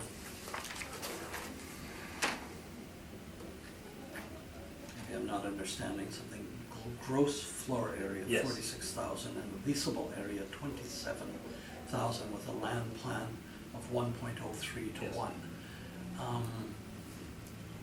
That's pretty significant difference. It's a very low leasable area compared to the whole floor. Like compared to the whole floor plan, like much less of the building is leased than the whole floor plan. There must be a lot of common area, I haven't been in the building, so I don't know, but 20,000 square Yeah. feet over what, 4 floors? over 4 floors in that main floor, I don't know, I have no idea where this major difference is coming from, and maybe, I'm sure the appellant probably has a better idea. Mr. Newman may be able to help us out. I bet you would. Okay. He's been in the building a lot. Thank you. No further questions, Mr. Chair. Ms. Billinghurst? The question I had was covered, so I'm good. Where did the 11 parking lot discussion come from? Sorry, where am I seeing? The 11 stalls, so if you turn to my page, it's 12.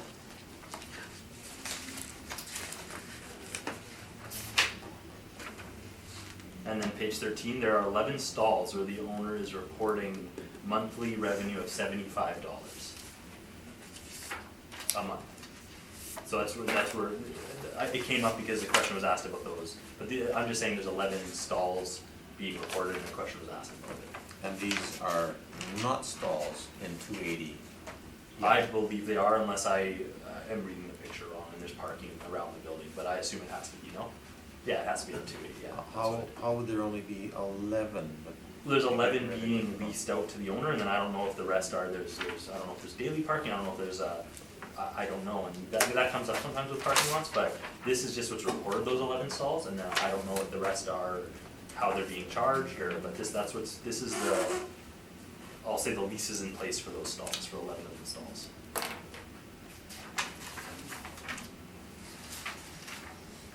And it's the same owner?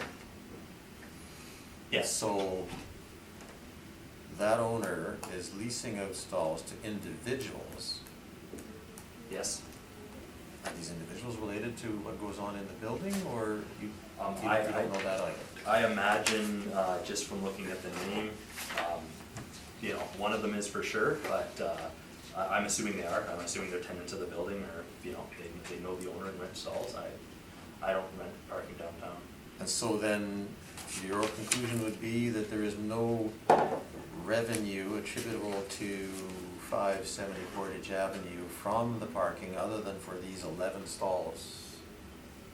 We're not attributing any parking income to this property.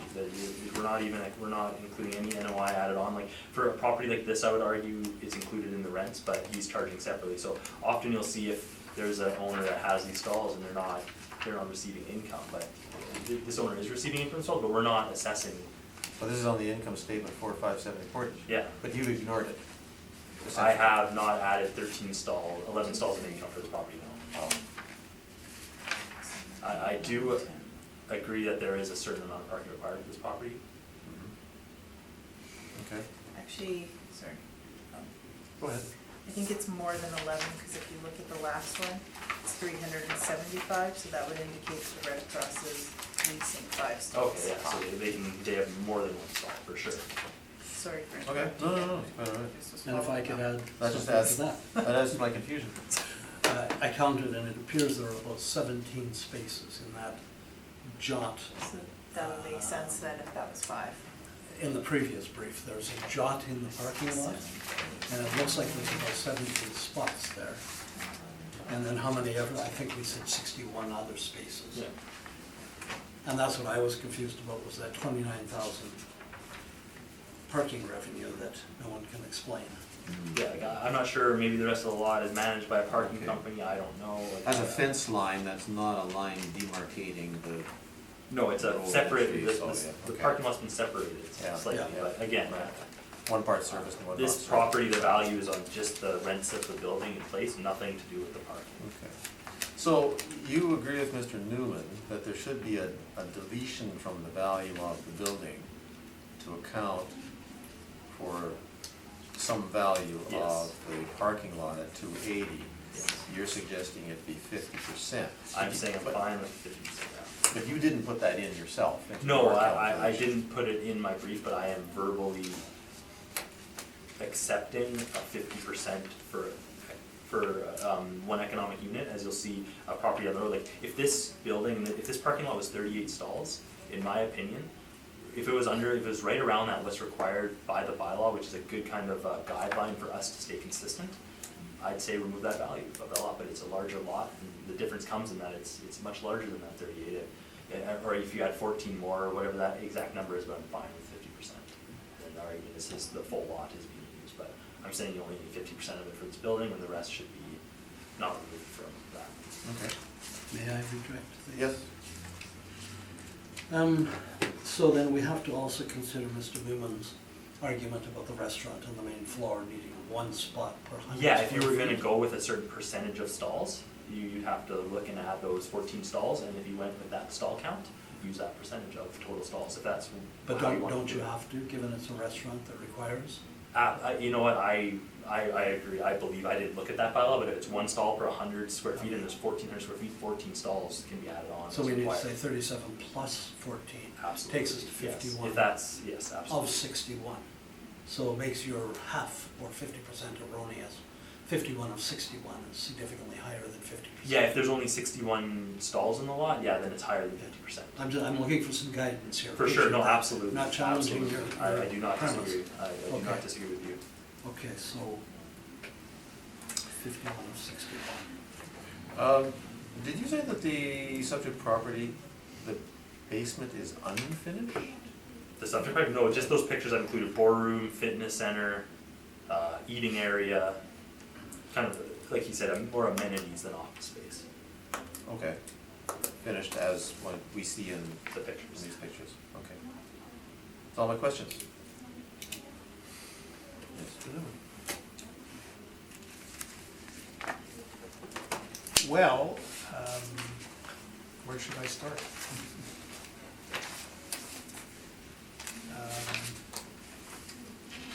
Let me start with where I think the issues are, maybe that's easiest.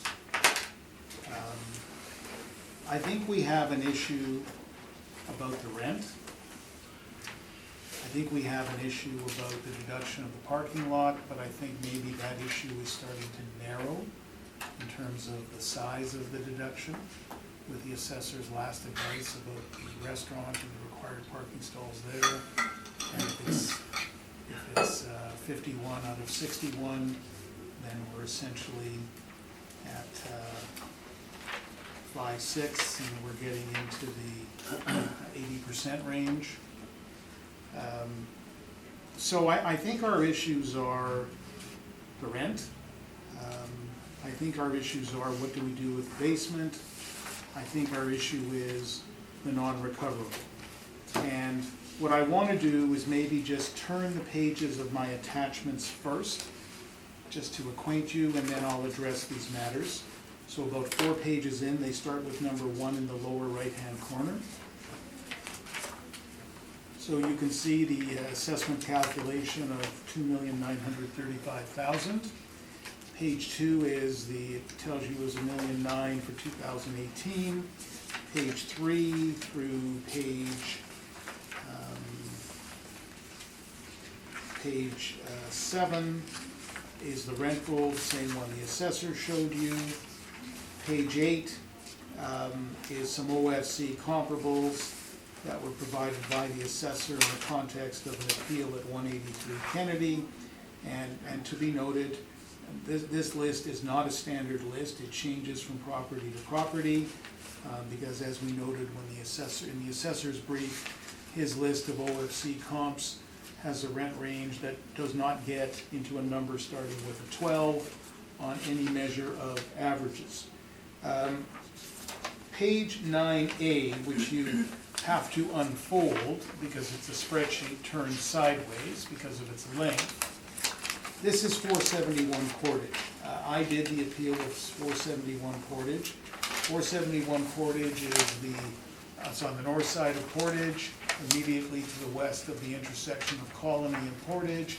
It's where the bus depot used to be, for example. It's beside the Holiday Inn Express Hotel. And I provided this to show a variety of the leases that have been signed in that building, because that building is quite nearby and it's quite close. And you can see that $11.50 is a very common rental rate entered into between frequently the University of Winnipeg or the University of Brandon, who occupy much of that building. The City of Winnipeg is in there as well, in $12 space. So I provided that as a comparable in terms of the rents. Ultimately, I think the rents in the building are reflective of the market. Page 10 was the decision from the hearing last time. And again, it was really there just to evidence the concept of the deduction of the value of the economic unit of $340,000, which is what happened in that case. Page 12 was the decision from the 2016 cycle, and I mentioned earlier that, page 12 is the prior page was the 280 Young decision. Page 12 is the 570 Portage decision, again, same panel. And just so we're clear on this, I asked for these two properties to be heard together. They actually weren't scheduled to be heard together initially, and 280 Young actually got adjourned so it could come forward with the office buildings, and I think that's the way that it needs to be done. Page 14 is a plan of that basement area, and you can see that a lot of it is tables and chairs, and there's a fitness room, and then there's a variety of photos, many of which are similar to what the assessor has, that were taken over the years. Page, it's number 21 in the lower right-hand corner. This is an exchange of emails I had with an assessor back in 2010 about removing this space from the business assessment rule. Because the argument was, is there a business being carried on there? And the assessor ultimately accepted that there was not, and accordingly this space was removed from the business assessment rule. And then finally, page 23, the last page, is my calculation of value. And essentially I have used the actual rents in place, which you can see for 4 of the tenants are in the $11 to $12 range. The Panago Pizza is at $17, I've used it. The dentist is at $9, and as I said earlier, that space was vacant for years and years and years. It was very difficult to lease, and ultimately the landlord entered into that arrangement. I can also tell you the landlord gave the tenant a lot of money to get the tenant in. But then we come to the conference center space, and what are we going to do with that? And so that's one of the big decisions you're going to have to make. I put a nominal $1 in there. The assessor's at $7.26. About that, I will say simply, as the assessor has acknowledged, basement comps are firstly hard to find. Secondly, they're not easy to lease in the marketplace, as evidenced by the dearth of them. Thirdly, all of the comps are finished office space, and the subject basement, of course, is not finished office space. So that creates a difference in the value. And as the assessor has acknowledged, there's many downtown buildings that have these amenity areas. My advice to people who do those appeals, I don't do them, is that a rent is not put on those spaces, because ultimately they allow a landlord to achieve the rents from the tenants who are prepared to pay rent, because the amenity, the space, is an attribute of the building that makes it more attractive. Vacancy, shortfall, all of cap rate, all the same, so no issues for you there, but then we have the 5% issue. So I'm going to spend a little bit of time talking about that. I will mention, however, and this is found at page 2 of the text of my brief, I do talk about some other buildings that have amenity space. 360 Main Street, once called the Trizic Building, now got TD signage on it. It's got a conference room on the main floor that is amenity space. I've been told by Altus, who does that building, or who used to do that building, that space was not included in the leasable area. 400 St. Mary has got a 12-floor meeting space. 155 Carlton has got a similar thing. So, there's different ways you can calculate this. One would be to take out that square footage. I've chosen to leave it in. And what I'm saying to you ultimately is that at the end of the day, the actual rents I'm using are supported by the market and the assessor's comp. So now let's talk about the non-recoverable issue. You've got a separate submission from me in that regard. Mr. Boreski, you had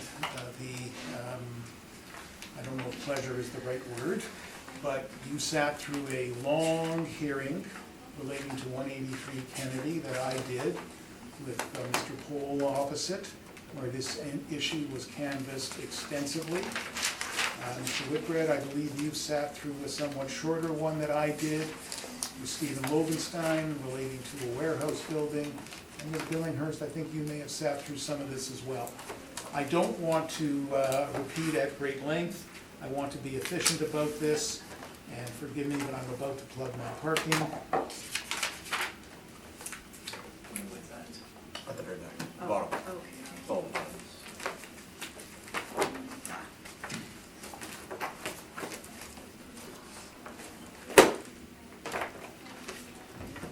So, I want to start with the concept, which the assessor has acknowledged, is that this is about expenses and a landlord never gets to recover because of the way leases are structured. And any investor making a decision wants to know what their net operating income is going to be. In my materials, and let me just touch on tabs for a moment, and I'm not going to spend a lot of time on them, but in my materials, tab 1, I give you excerpts from the appraisal of real estate, which talk about the principle of anticipation and the fact that when a buyer buys a property, they're looking to buy that future stream of income, and therefore expenses need to be taken into account.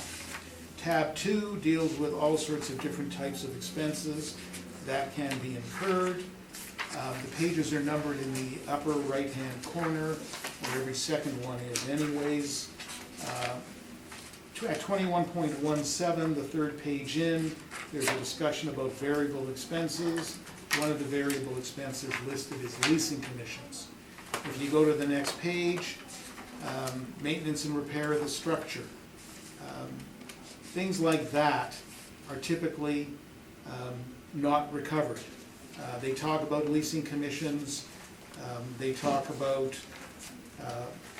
maintenance and repair of the structure. Think about a roof. I talk to property managers, they tell me that on a unit value basis for a tar and gravel roof, $10 a square foot is pretty common these days. So think about this building, it's got a plan area of about 9,200 square feet, that's the roof. That's a $90,000 bill. Not every day, obviously, but over time, You know, how long will a roof last? 20 years, 25 years, if you're lucky. Depends on the maintenance you do. So, you know, there's potentially a $90,000 hit. You gotta amortize that, sure. Leasing commissions, depending on what your rent is, 5% is common. Those may happen less frequently or more frequently, but they will happen. Tab 3 is an excerpt from the Sauder School of Business Real Estate Division. Again, it talks about leasing costs and capital costs being non-recoverables. Tab 4 rather, is the 1994 manual published by the city. I've been around long enough, so I've got this on my shelf. The assessor made note of the fact that the reason the 5% was removed for this cycle is because in reviewing leases, they came to the conclusion that the management fee, and let's be clear on what a management fee is. A management fee is an amount paid to a third-party manager to manage a building for you. You hire Colliers, for example, to manage your building. Very typically, you're gonna pay them 5% of the rent collected. And I agree with the assessor. Most leases let you recover that 5% from your tenants as part of additional rent, the way most leases are structured. Not all, but most. I accept that. But we're not talking about management fees. We're talking about expenses that are not recovered, which is something different. Now, the reason I take you back to the 1994 manual is because the assessor says today that this 5% was always intended to cover the management fee. I don't think it was historically. Maybe it doesn't matter what they intended historically, but when you look at what's in tab 3, they talk about management as including non-recoverable expenses from the tenants, even with net leases. So by definition, that would not be the Colliers management fee. By definition, management is things that are not recoverable from tenants. They use examples of processing payments and chasing bad debts, and there's no question, we're a lot more precise in our language today than we were back then. And then they talk about other types of expenses, advertising and promotion to fill vacant space, professional fees, structural repairs. And then tab 5 is a continuation of those manuals. The city has repeated these concepts in various manuals over the years. I'm not going to spend any more time on that. Tab 6, Saskatchewan Assessment Management Agency, the assessor in Saskatchewan, in other words. First page in after the cover, down at the bottom, non-recoverable operating expenses typically not included in a lease, legal and audit, structural repairs, leasing commissions. So they talk about all of this. And then, and I stress, the last page in that tab, it's only an example, but they set the non-recoverable expense at 8%, and then they show the vacant space shortfall in addition to that. Ontario MPAC, the Municipal Property Assessment Corporation, again, just to establish the concept of non-recoverable expenses. And again, it's just an example. The third page in, which is 17 in the lower right-hand corner, they're showing that in table 3.3, they're showing the non-recoverable expenses as being 5%. Just an example. And then there's some decisions from the municipal board. The reason I put those there is because early on in this process, and Mr. Spacek really hasn't gone there, but the city was arguing by reference to decisions that these decisions stand for the fact that leasing commissions are not recoverable, tenant inducements are not recoverable, and Mr. Boreski, you may recall when we did Kennedy, we went through these cases. One of them was quite clear, that what the case was about was attempting to subtract from the gross potential income the amount paid on account of inducements. That's what the agent was trying to do in that case. That's not what we're talking about here. We're not trying to reduce gross potential income. We're simply saying there are non-recoverable expenses. And then finally, is a set of comparables that I worked up and an analysis that we did, which is based on financial statements we could obtain for different types of properties. There's 17 properties back here. We ran the numbers, and the discussion of the analysis relating to those properties is found on the very last page of the text. So immediately before tab 1, in other words, is where that will be found, that discussion about the analysis. And what it explains that of those 17 properties, the percentage ranged from 0.70 to 66.06. If you took out the top and bottom 3 and went down to 11 properties, it got more concentrated in the range of 3.25 to 13.21. And then if you concentrated down further to 7 properties, you're in the 4 to 8% range. If you include tenant improvements, and those numbers did not include tenant improvements, then the percentage goes up. And all I was trying to do was illustrate for you what you can find. Obviously, the level of some of these expenses is going to be cyclical. If you have tenant vacancy and you're putting tenants in, there's a bunch of commission to be paid. If you have to do a roof, you've got a big expenditure. If you've got a structural repair, you've got a big expenditure. I have given the example of a 5,000 square foot urban strip mall that I am very familiar with, where in the last 5 years, the owner has spent $50,000 paying Maple Leaf Construction to replace a parking lot. The owner has spent $22,000 replacing a roof. The owner has spent $11,000 replacing a sidewalk. That's $83,000. 2% of $83,000 is $1,660. It's going to take them a long time to get that money back, about 50 years. What if they have leasing commissions they have to pay? It just so happens that the base rent in that building is approximately $85,000. 5% of that would be $4,250. You got to get that back eventually. 2% at $1,600 a year would get you that back in just under 3 years, but you're not going to get back your parking lot, your roof, or your sidewalk. If you have other structural repairs, you've got no allowance for that. It actually gets worse on bigger buildings. Contemplate a 100,000 square foot warehouse building, single floor, which will have 100,000 square feet of roof at $10 a square foot. That's $1 million. Let's assume that the rent in that warehouse was $5 a square foot. That's $500,000. 2% of $500,000 is $10,000. You got $1 million to spend on a roof. You got $10,000 coming back. You need 100 years to get it back. So non-recoverables are a very important component of what investors look at. They need to understand their building.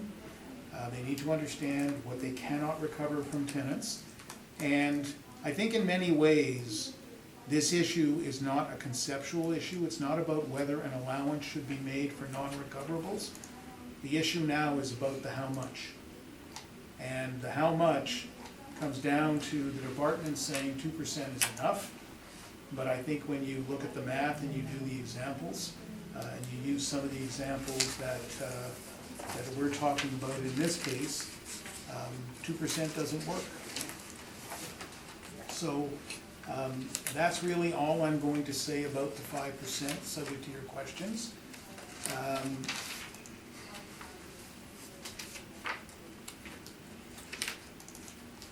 So at the end of the day, just to summarize, what you're left with, I think, is the question of the rent for that basement space. I'm urging upon you that you use the actual rents in place for all of the other tenants, because they are quite consistent, I'll suggest to you, with the assessor's rents. Although the assessor is at $12.21 for the upper floor areas, I don't think that's supported by the market generally. I'm asking that you allow the additional 5%. And all of that then turns into the calculation, which I have shown you already on the very last page of my brief, of $2,166,681, from which I would then subtract the parking lot of $442,000 and leave us at $1,724,000. Subject to your questions, those are my submission. You were at which page there? Very last page.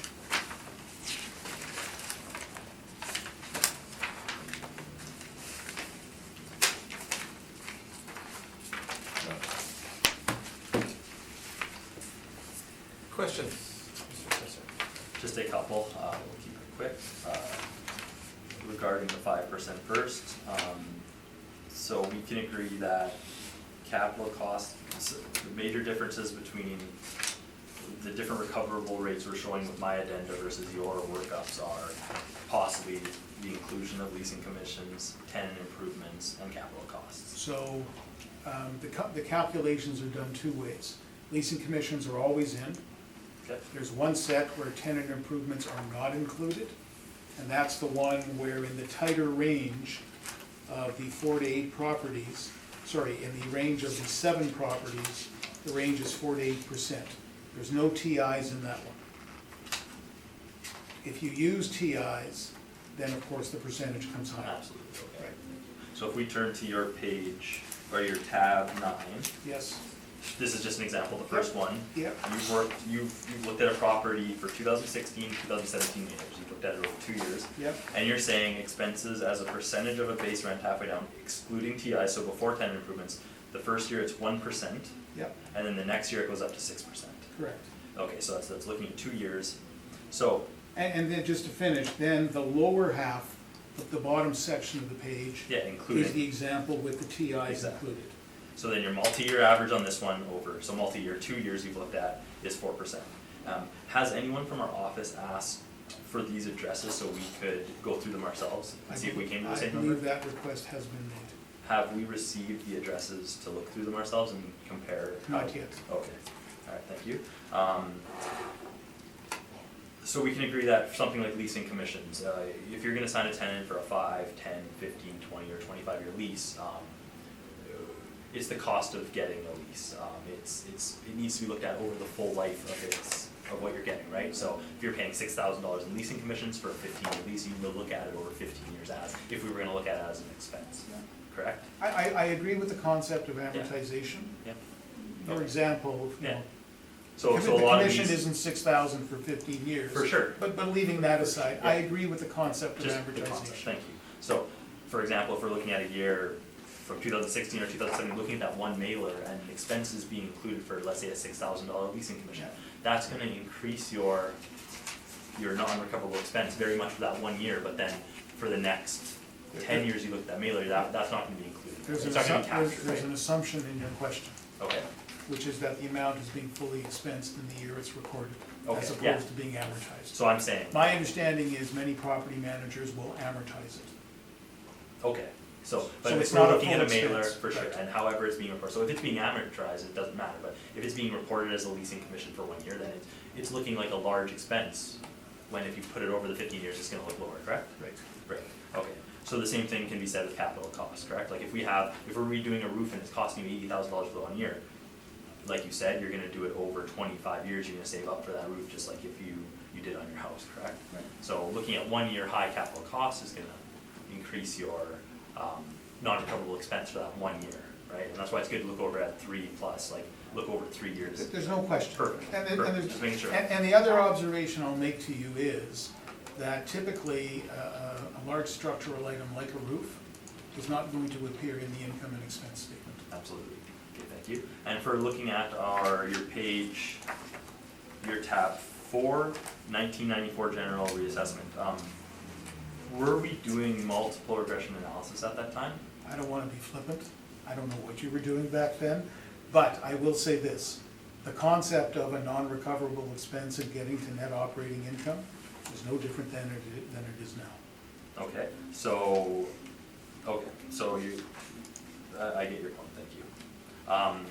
Because as it says on page 20, certain non-recoverable expenses were deducted from the effective net income to to obtain the expected net income derived from the property. So that's the Yes. same concept we're dealing with. Absolutely, yeah. Okay, thank you, and I just wanna make sure. I think that's it for the 5%, trying to keep it quick. And then for the property itself, I have no questions. Mr. Whitbread? No, I'm fine, thank you, no questions. Billinghurst? Okay, thank you.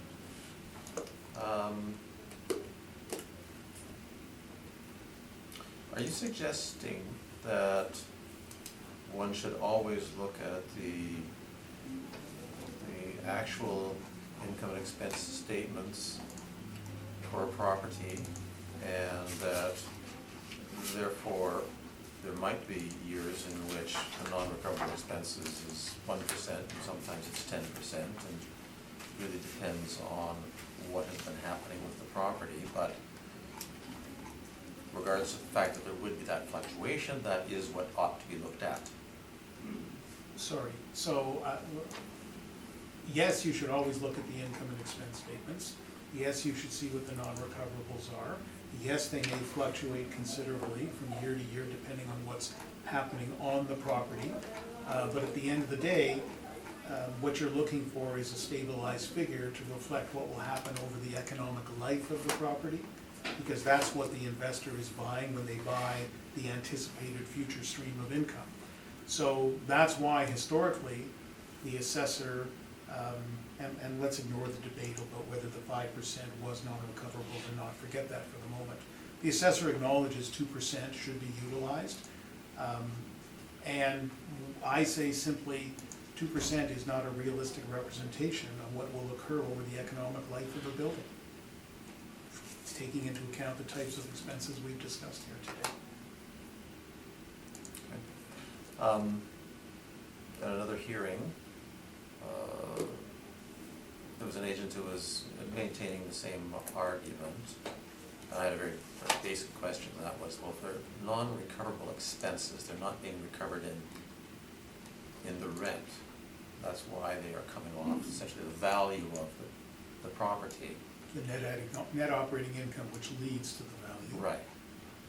And I said, so then, what, in this particular case of this property, what revenue streams were there that the owner had in order to cover those expenses? Because if it was 10%, 10%, 10%, if you're not covering your expenses by 10% every year, you will eventually give up on the business because you're not making a go of it. And he said, well, no, they're recovered in the rent. At which point, things had gotten very circular for me, my eyes glazed over, but I still have the very basic problem, with the concept that these are non-recoverable expenses. They are being recovered somewhere. The necessity to recover them is probably greater and greater the higher that is. You know, whether it's 11% or 10% or 6%, like stated in one case. I'm just having trouble with the notion that a very high amount is something that is going to turn off an investor, because it does mean that money's been spent on the place. And these things are, a lot of the stuff is non-recurring, isn't it? Or are you- recurs irregularly, Okay, that's a better way to say it. help me with my thinking here. We're not including capital costs Well, in this, are we? We are. Of course we are. That's what a Okay. roof is. When you replace a roof, that's a capital expenditure. And that's getting loaded into the non-recoverable expenses. Right. And so the investor is really gonna look at the building as to what needs to be done. What are those major things that are going to be coming up? And consequently, how big is that non-recoverable expense going to be? Over the economic life of the building. So there'll be the peaks and valleys through that process. And it's the city that's saying that everything is being recovered other than 2%. You're saying it is more in the order of, do you have you're willing to go with the 5%, because that's what's been acceded to all along, but no. You're looking for specific, okay, and specific amounts, perhaps at each reassessment for each building, and those could change quite a bit from time to time. Am I reading this They correctly? could change from time to time again, because the building will go through cycles, and you'll have those peaks and valleys depending on what's happening in the building. But again, an investor buys for the direct capitalization approach, assumes in perpetuity a rental stream, a vacancy, et cetera, because in this world we're in, and in the world for real investors as well, every 2 years we go through this process. Well, every number of years, investors adjust their expectations, depending on what's happening in the world economy and interest rates and all sorts of other factors. So when an investor buys a building, they know that sooner or later, they will repave a parking lot. They will do a roof. They will do a sidewalk. They'll have other structural repairs. They may have to replace major mechanical systems. All of that will happen sooner or later. They know that. So they are thinking about that in the context of, what am I gonna pay? What's the condition? Somebody inspects a building, they put an offer in, then they do their due diligence, they find out the roof has got serious problems. Well, now they're looking to renegotiate the deal, because they know they're gonna have to spend a pile of money sooner rather than later. So what I'm saying to you is, the investor understands that over the long term, there will be cycles, there will be fluctuations, up and down, and the investor understands that the building over the long term, because that's what real estate ultimately is. It's a long-term investment. I may sell, you may sell, somebody else will buy, but it's a long-term hold because it's tied to the economic life of the property. Over the long term, there will be inflation, there will be appreciation in value. That's how investors get looked after when they buy real estate. So they're buying two things ultimately. They're buying a yield, and they're buying future appreciation as well, and it's the combination of those things that allow them to make these investments, knowing full well that there will be significant expenditures to be made along the way in the form of these types of expenses. Mr. Chair, may I ask a couple of questions based on previous conversations I've had with at least 2 or 3 applicants Yes. on this issue, and it may help you, because I struggled with this through many presentations, and the way I heard it, Mr. Newman, I'm sure you'll correct me if I heard it wrong, or if it was stated wrongly,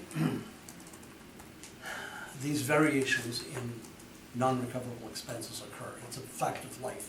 And I, like you, struggled with that notion that, well, if they don't recover them, how do they make money? How do they stay viable? And I think it was Mr. Newman, in fact, that shared with me, or with the board, that that is correct. And so what happened, in order to sort of flat line that non-recoverable expense related to these variable expenses, an agreement in 202 was struck, a verbal arrangement or agreement was struck in 202 to deal with the 5% and keep the 5% consistent in addition to the 2%. Am I hearing You've never heard that from Maybe me, it may have been because this is the perhaps. first time I'm hearing it. Okay, because there was one of you that said an agreement was struck in 202 to put that 5% in. In 2002? 2002. And because what had happened is I challenged the assessors on the notion that they were bringing 1997 and 1994 case law that stated they must not allow those 5% non-recoverable expenses. But yet, they continued to allow them for many, many years, well, until this year. I don't know what that is, 20 years. And that's when the conversation rolled around to the fact that we have these variable expenses every year, and in order to flatline them, and I believe I heard that comment, at 5% there was an agreement that between assessment and the community that they would use that 5%. And that has sat since 2002, well, since prior to 2002, obviously, until this year. And I'll make an observation that may or may not help what you just said. When Mr. Pohl made his presentation in the Kennedy Street case, part of what the city put forward were two decisions involving a property on McPhillips called Garden Oak Shopping Center. And in Garden Oak Shopping Center, the argument was made that because the leases allow the recovery of the management fee, the Collier's management fee, as I'm describing it, the external management fee, the external appraiser the city was using in that case, a fellow named Brett Ferguson, who was with Stevenson at the time, said, I'm not allowing a 5% Collier's type management fee because it's being recovered. There was a companion case that went in it where the government of Manitoba and Sand Stores then being a large anchor that had some bargaining power, they had an arrangement whereby only a partial reimbursement of the management fee was made by them, and therefore in that case a 3% allowance was made in respect of that management fee. The reason I tell you that, and it may be consistent, Mr. Whitbread, with what you've said, those cases go back to 2004 or 2005. Here we are, 14, 15 years later, the city continued to allow that 5%. And as I said to Mr. Pohl, I want to ask you a question. The city's been giving that 5% for the last 14, 15 years, knowing full well about this municipal board decision that said don't give it when it's recovered. I'm going to suggest to you two reasons why you were giving it. One, because it was truly intended to cover other non-recoverable expenses, consistent perhaps with what you said, Mr. Whitbread, or, and I don't say this respectfully, Mr. Pohl, the city was dumb about what they were doing. Those were the choices I gave him. The question didn't need to be answered, obviously. The point was made through the question. So this is what has happened over the years. And I agree, it's a smoothing process. The amount of non-recoverable expense, is it dependent on whether we're looking at net leases or gross? It's irrelevant. It's irrelevant. Completely irrelevant. And let me explain that so there's no misunderstanding about this. A gross lease is nothing more than a landlord saying to the tenant, you want certainty as to what it's going to cost you. It's going to cost you $10 a square foot. For 1,000 square feet, it's going to cost you $10,000 a year, divide by 12, whatever that is per month, $833. That's what it's going to cost you, because you want certainty. The landlord, however, has done some calculations in his office. He said, my taxes are $1, my common area maintenance is $1, I'm going to have some other things, that's 50 cents, that's $2.50. So by doing a $10 deal, I know I'm really getting a true net effective rent of $7.50. That's the deal they make. Frequently, those deals are done as semi-gross leases, where that $2.50 is built into that $10 for year one, and every year thereafter, if the taxes go up from $1, the tenant makes a contribution. If CAM goes up, the tenant makes a contribution. So, but that's got, neither of those have anything to do with non-recoverable expenses, because in either scenario, the landlord eats the non-recoverables. Any other questions? I think I could try and characterize it as though we owned a condo and we had a disaster and the roof flew off and we had to spend $45,000 to replace it, or $40,000 to replace it, and there were 4 tenants in the condo unit. Each of us gets a $10,000 assessment for this year. It's a non-recoverable expense in essence. In a condo, it is recoverable because the condo owners all pay it. Right. In a business where you're leasing to 4 people, you can't recover that $40,000 in 1 year from them, or $10,000 apiece. So you need some kind of smoothing or flattening out process to get those non-recoverables back. Because, Mark, you're right. You got to get them back or you won't be in business. Correct? You will ultimately fail. And so I determined this whole... Is there a question? Sorry, Mark, Mr. Chair. I agree with your earlier statement that if you don't get that money back as a landlord, you will fail at some point. All right, I guess we've exhausted our questions. That concludes this one. Wow. we have a break, sir? I think we'll take a break. Thank you. Okay, we'll carry on now with 720 Broadway, please. Mr. Assessor. Thank you, Mr. Chair. We are on roll number 120904102000. This is 720 Broadway. The 2020 assessment is $1,487,000. This is a two-story building on the corner of Broadway and Maryland, as you can see on my page 2 aerial photo. This was a building built in 1960 with an effective year of 1962. We have a gross floor area of 18,108 square feet and a leasable area of 15,222. I will have note that this property has 28 outdoor parking stalls that are accounted for in a separate income stream. We will get to that. If you look on page 2, you can see it's we have it as a standard two-story. You can see on page 3, you can see the parking lot attached to it. Page 4, the owners have always complied with our request for information on this property.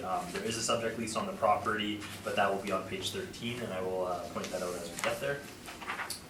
Page 5, we have 15,000 square feet in this building across 2 stories. We have a overall rent of $8.22. This we have a classified as an OFC, similar to like our last property. We have the standard vacancy loss of 10.5% on this building. We have expenses of 2%, shortfall of $8.50 for that, $8.50 for that vacant square footage, and then we have an overall cap rate of 8.15. That gives a total building value of $1,181,000. If you turn to page 6, I've actually narrowed the comparables on this one down to that area of trying to stick to a similar building. So I have 2 OFSs on Sherbrooke. I have 1 OFC on Portage, 960 Portage, and then I've included 6 retail rents. If you go down Sherbrooke towards the bridge, then you're looking at some of those main floor and second floor retail office spaces there. So I have a full rental range of as close to the property as possible of $10 average, and then a median of $9.97. 255 Sherbrooke, the first comparable is a building built in 1986. Our subject is 1960, so it's a little newer. It's a 2-story, what we consider an OFS, 6-year term on that lease signed in 2012, so it's near the end of the lease, and then it was a $12 lease when it was signed. 167 Sherbrooke, again we have a 2-story OFS, lease signed in 2013, and it was 28,000 square feet, and it was at $11.50 a square foot. And then all my other comparables here are smaller units, just to show some of those smaller sizes, and they range from 724 up into 1275. On page 7, we have the income stream attributed to the parking for this lot. So this is a building that we have 28 stalls. Our market parameters work out to $45.50 net for this property, and an average net rent of $15,288. That's net. And then, so this property itself, from looking at the mailer, which I'll get to later, it reports a gross rent of $11,822. We have a 5% cap on our net rent there, and that works out to that $306,000. And page 8 is 9 comparables for parking.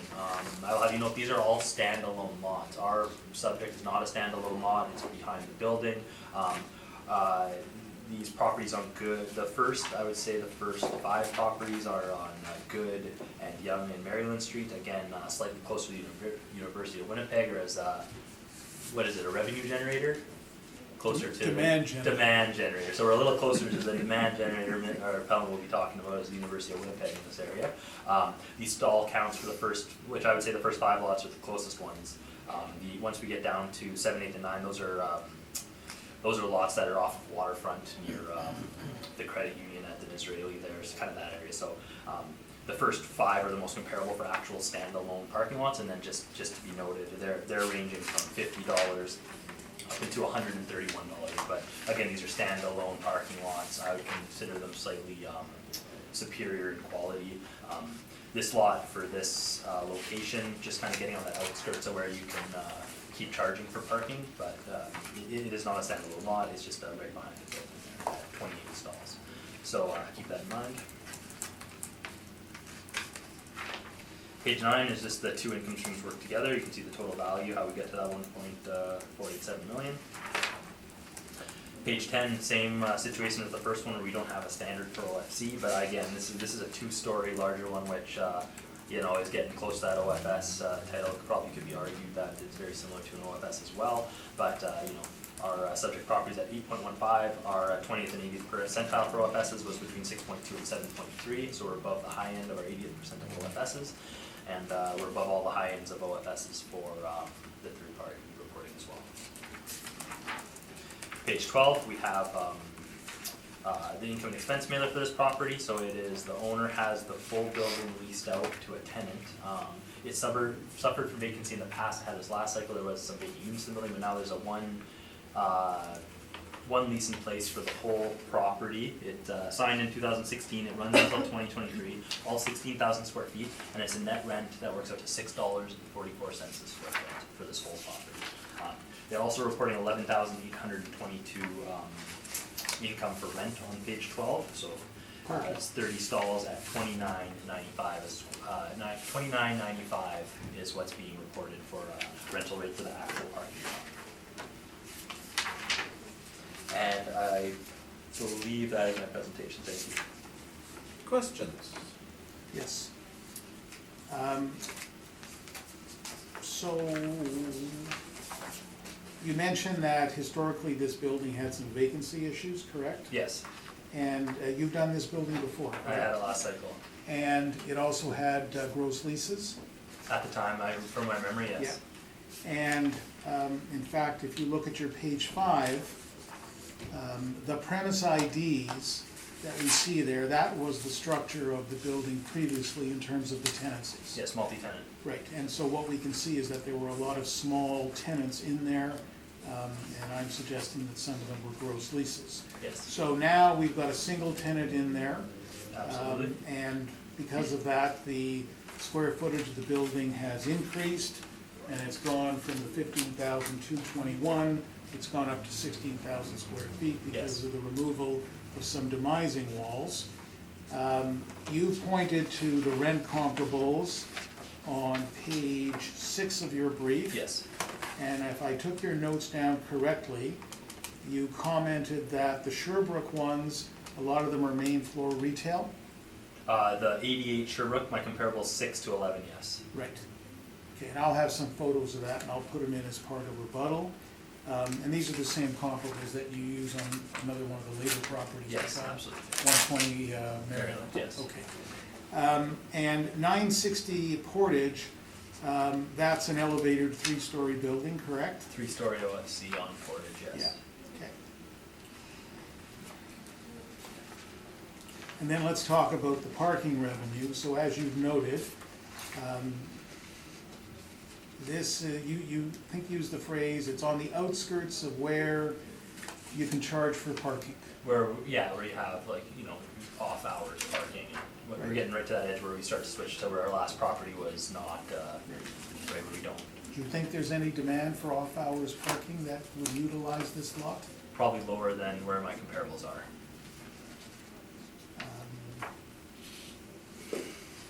But you're not suggesting that this parking lot is generating any off-hours revenue?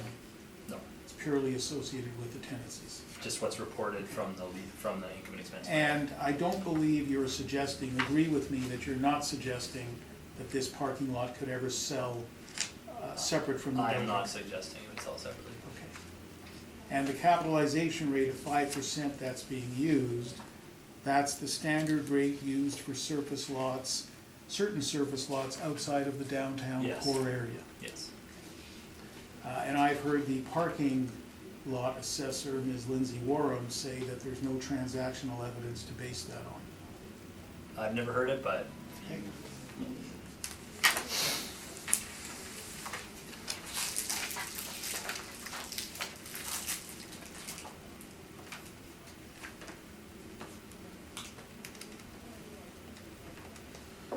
Okay, those are my questions. Mr. Whitford? No, I have none, thank you. Ms. Pinehurst? No, actually, no questions. Well, I've gotta come up with something then, don't I? And I have no questions. Mr. Newman? Okay, what I'd like to do is I'm gonna hand out 2 items by way of rebuttal, both of which will factor into what I'm going to have to say on this matter.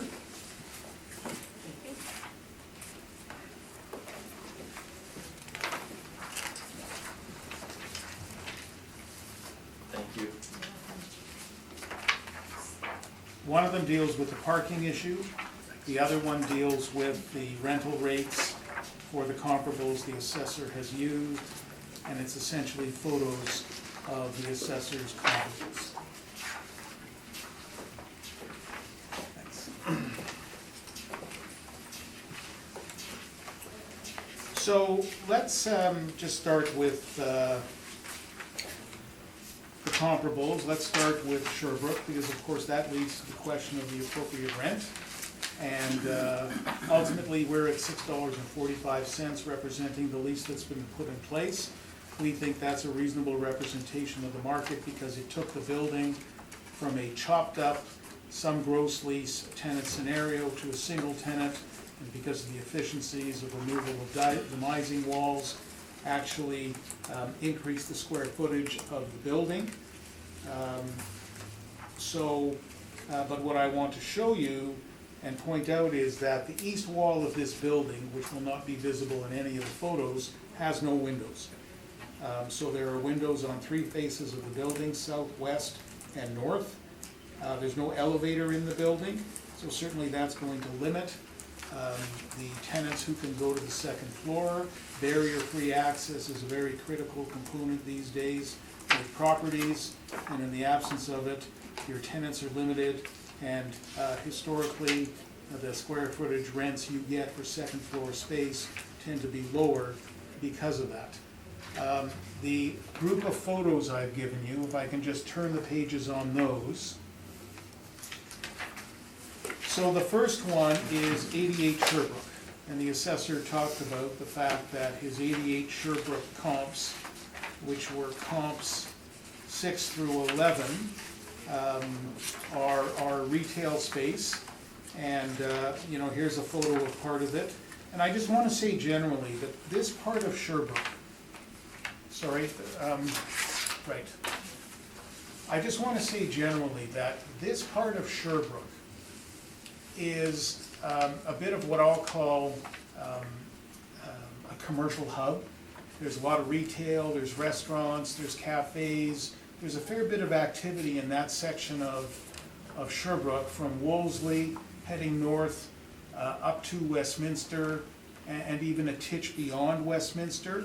As we continue to go north, we get away from the retail and the activity associated with cafes and restaurants, and we get into more office type space until we get to Portage. So this photo is 88 Sherbrooke, and you can see some of the retail that's associated with that. The second photo, which has Decadence Chocolates on the left-hand side, again, just to give you a sense of what the nature of the street is like, and you can see many shops on both sides of the street. The third photo is an overhead, and again, it's continuing to show the same general area, again, just to give you a sense of what it's like.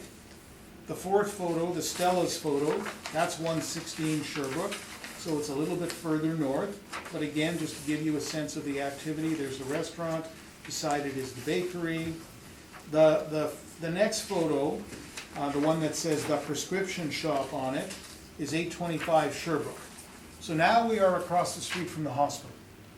This is right across the street from the hospital. That is, I'm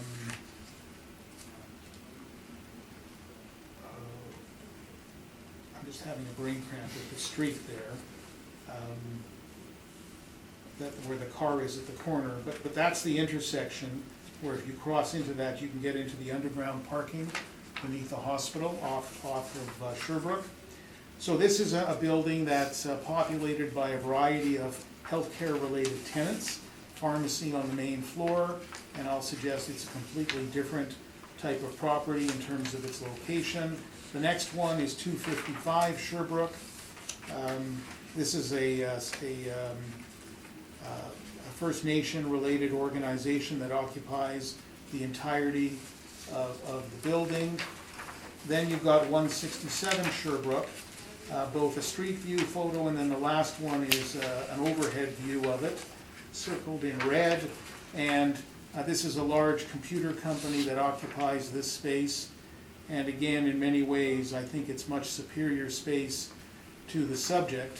And I tell you all of this only so that you'll have in mind that ultimately the assessor's rent works out to $8.22 a square foot driven by these comparables. Ultimately, I believe the $6.44 or 45 cents is a reflection of the market.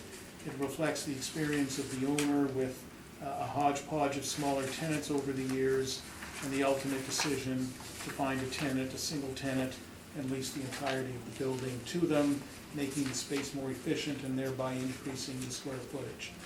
You've got the additional non-recoverable expense submission that you've heard from me already. I'll not repeat it. Then the capitalization rate on parking. So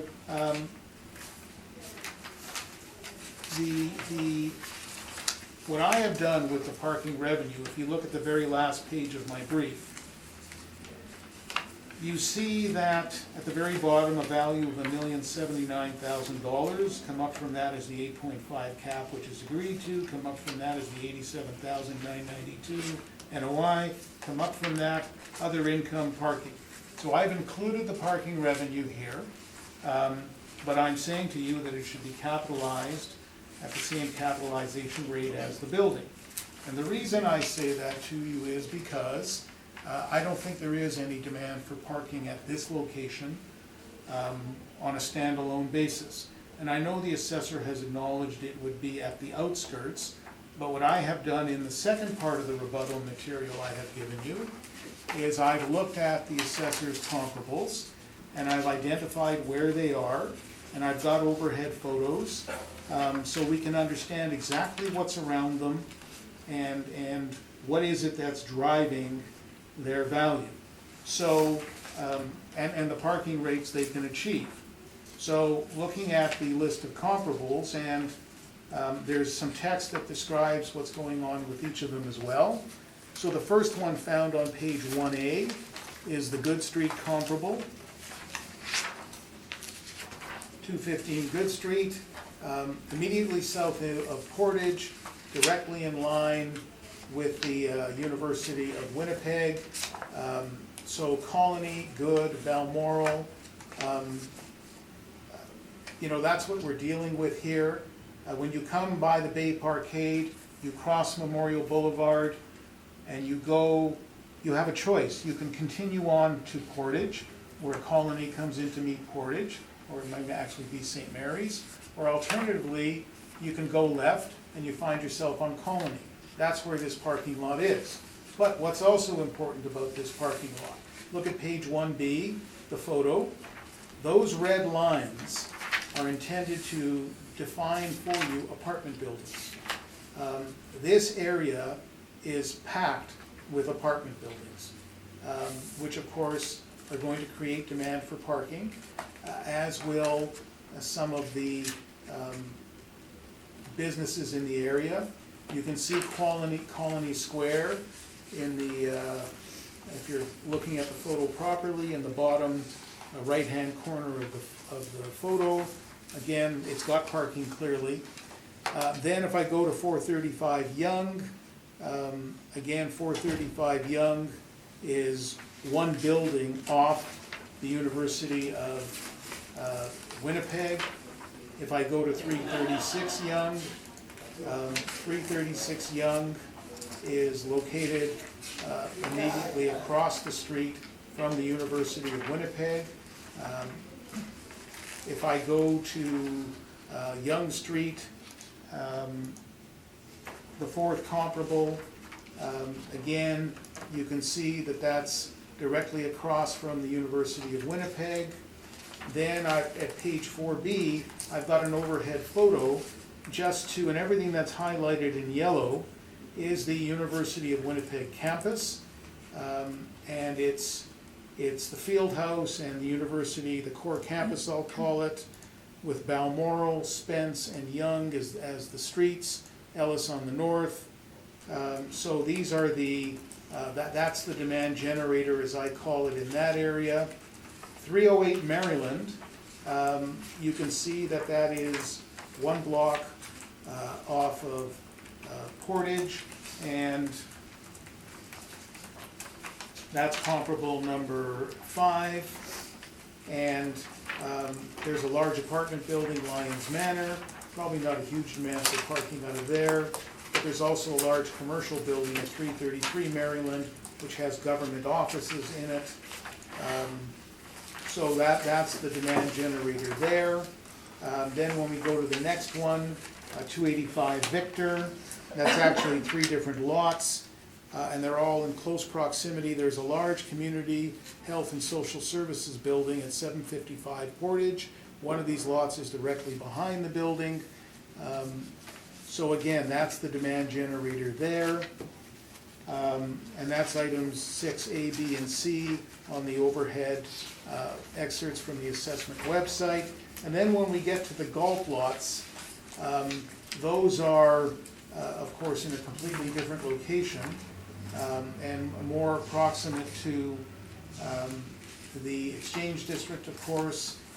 For all I know, there may well be some city assessors who park in that area.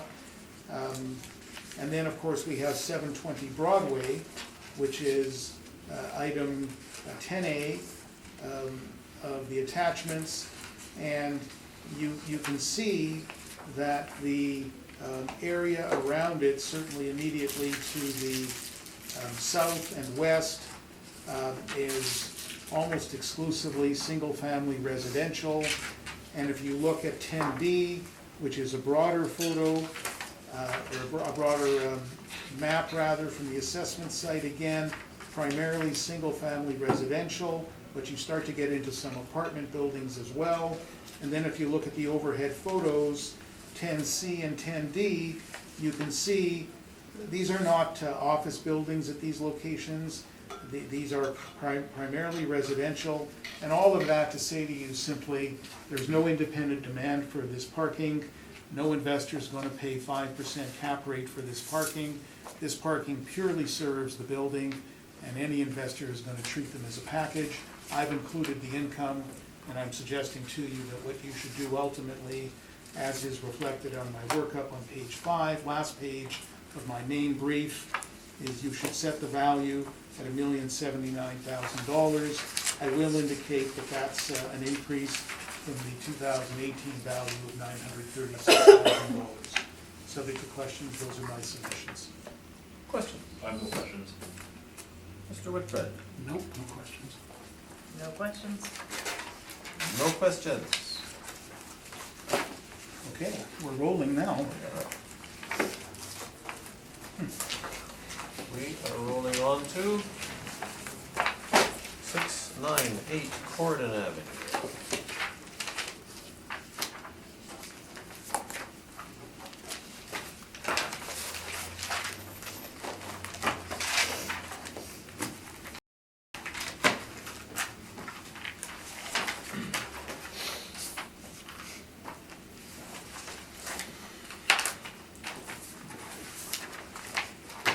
Thank you, Mr. Chair. Roll number 12022250000, 698 Corden. This is between Hugo and Cockburn. It is a roll year 2020 with an assessed value of $3,203,000, but I have a recommendation as per my page 90 to reduce this to $2,660,000. Good start, not quite there. I figured, so I put in a full brief. And if you turn to my page, if you turn into my page 19, I have a breakdown of the changes for you. So this property itself is built in 1970 with an effective year of 1970. It's a 2-story walk-up. It has a gross floor area of 16,107 square feet and a leasable area of 14,140. So I guess quickly, if you just turn to my page 19, we originally had the model gave this blended rate of 1637. That's looking at the separate units with a range of rents based on their size, and it was averaging 1637. So after reviewing the comparables and similar properties in the area, I determined $14 rent was more appropriate for this property. So I put a $14 rent across the whole square footage, first and second floor. So if you want to look at it being higher than 14 for the main floor, a little lower for the second floor, however you want to work out that number is up to you, but the total blended rate for this whole property is at $14. We are actually very close on rent for this one. Vacancy, I kept the same at 5.5%. Expenses 2%, shortfall $7 stayed the same. And this property had a 79, so this property had a, let me just confirm the number here for you. So I'll just say, so there was, it was carried over from, I had this property last cycle and I removed the 12 stalls on the back of the building on Corden there, it has 12 stalls, and we had an income stream associated with it. This area, small parking spots that we usually wouldn't, it would be considered, we wouldn't be doing parking on that. So I removed it last cycle with a recommendation, which was removed. It should have been removed, but again, it did not get done. So I removed that extra $79,000 that was added on to the income stream for the parking on that. So there's no income attributed to the parking. And I used the same cap rate of 6.7%, and that works out to that new value of $2,660,000. So now if we can turn to page 2 of my brief quickly, you can see a picture of this property. You see the aerial view of exactly where it is recorded, and you can see the bottom of page 2, the view of this 2-story walk-up.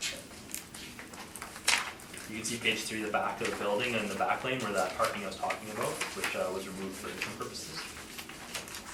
Page 4, they've always complied with our request for information. I have no subject leases found, but I did include the leases with the mailer, and we'll go over those once we get there. Page 5 is my original workup, but I'm going to ask you to turn to page 6. So these are the comparables for the Corden property. What I've done is I've used another property that we have under appeal today, is 611 Corden, and it has 4 net leases in place. It's very close to the subject property, units of similar size. It was built in '87. This property was built in '70. Again, I consider it a comparable property. You have first and second floor rents. You can see 611 Corden kind of helped me determine that $14 rent as to very close similar. So if you look at the 4 rents, my first 4 comparables, they range in size and square footage from 1,098 up to 3,067, and the rents range from $11 to $16. The first floor rents are $15 and $14, and the second floor rents are $11 and $16. These leases were all signed in 2015 and 16, and in my eyes are a good indicator of market value for a similar type of property on Corden. I've included 1460 Corden,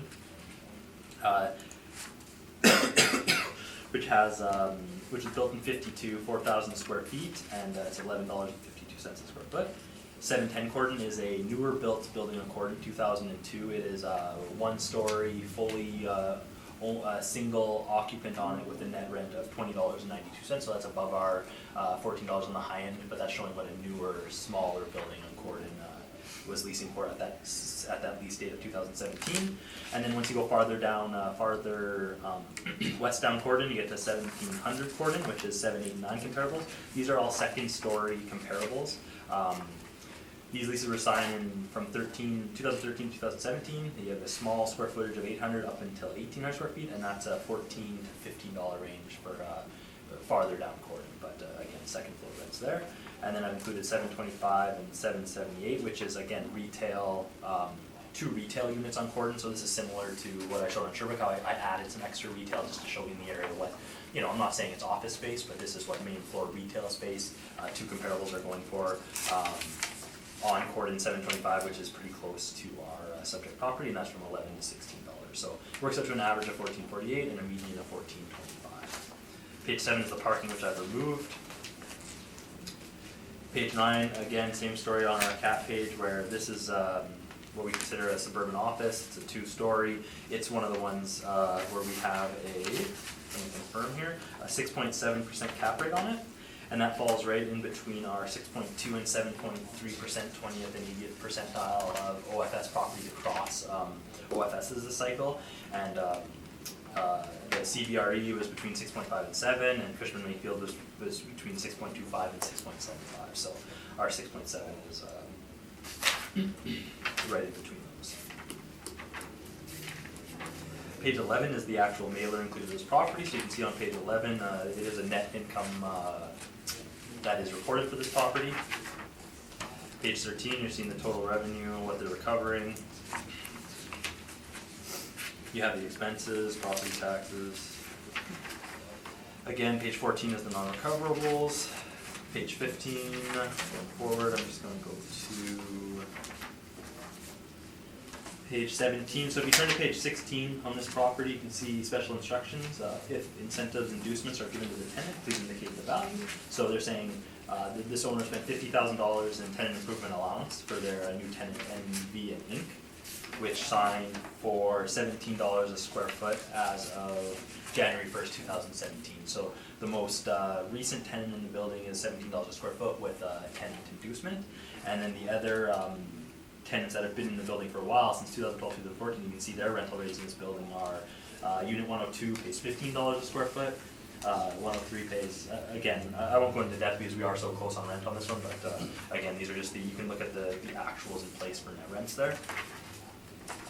And on page 18 is just showing the area leased in this property as of the reference date is 12,424, and it is a vacant space of 1,748. And that is my presentation. Thank you. Questions? So just so it's clear to the board, the difference in gross potential income, you're at 198,366 on page 19 of your brief, Yep. and we're at 193,999. Absolutely. Okay, so we're pretty close, and so let me ask you then, please, about the cap rates. Okay. Do I understand that the model cap rates are driven substantially by factors such as age, size of the building, and location? You would be correct. And for office buildings, I know for other properties, there are what I will call breakpoints. Points at which, if you're 5,000 square feet, the cap rate is X. At 5,001 square feet, the cap rate is Y. And I know, like at restaurants, for example, 5,000 square feet, 6.55, 6.35, 5,001 square feet, 7.35. Same thing with offices? I imagine there's a number where, what that number is, I don't know offhand, but I'm Yeah. sure what you're saying sounds perfectly like it could be true. Okay, but you're not aware of that. No. So not what necessarily. you do is you point us to page 9 of your brief, Yep. and I think you were pointing us to the office section, Yes. and I guess it doesn't matter if it's suburban A or suburban B, but I think you were saying 6.2, 7.3 is 20th and 80th. Yeah. This is 6.7, so it's at the midpoint. It's in between them, yes. All right. So, you know what a suburban A building is? Pardon? You know what a suburban A building is? I mean, there's different definitions of it, different third parties consider different ones differently, but, a nice 2 to 3 story office building. So, are you familiar with the building at 1661 Portage, right across from the Viscount Gort? I mean, I can't picture it offhand. Okay, so that's a, 15-story building. It's got security on the main floor, it's got a large lobby, lots of elevators, obviously. Yep. I'll suggest to you that's an example of an A-class building, suburban A building, because what makes buildings different is, and I think you said this earlier as well, it's about the amenities. The difference between the downtown A buildings and the downtown B buildings is the size and quality of the amenities. Yes? Absolutely. All right.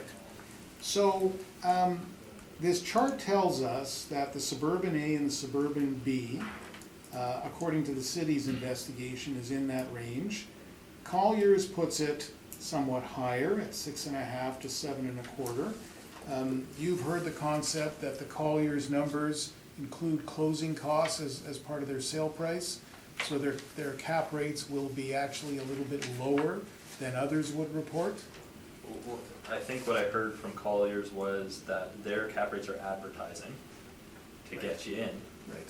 and then they're gonna give you a higher cap rate when you come in, that's what I heard last year. Okay, fair enough, and that's a fair summation, thank you.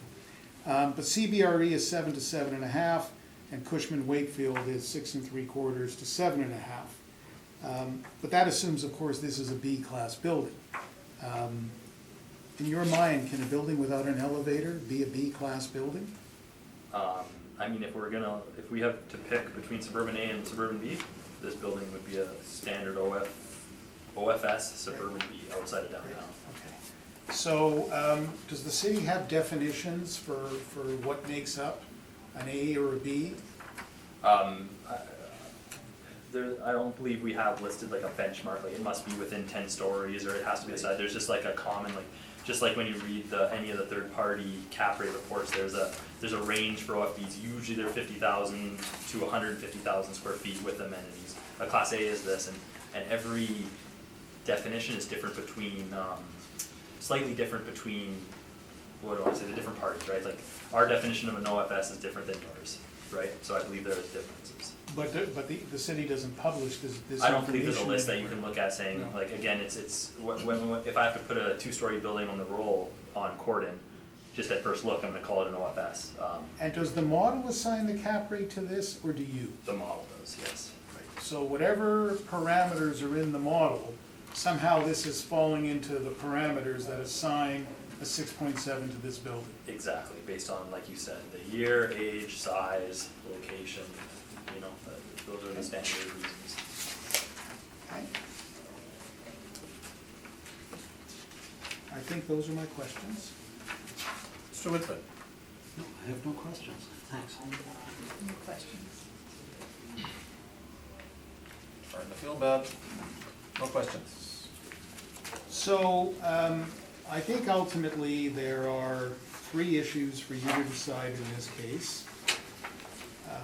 And those issues are, what should the gross potential income be? But as you've heard, we're only about $4,300 odd apart.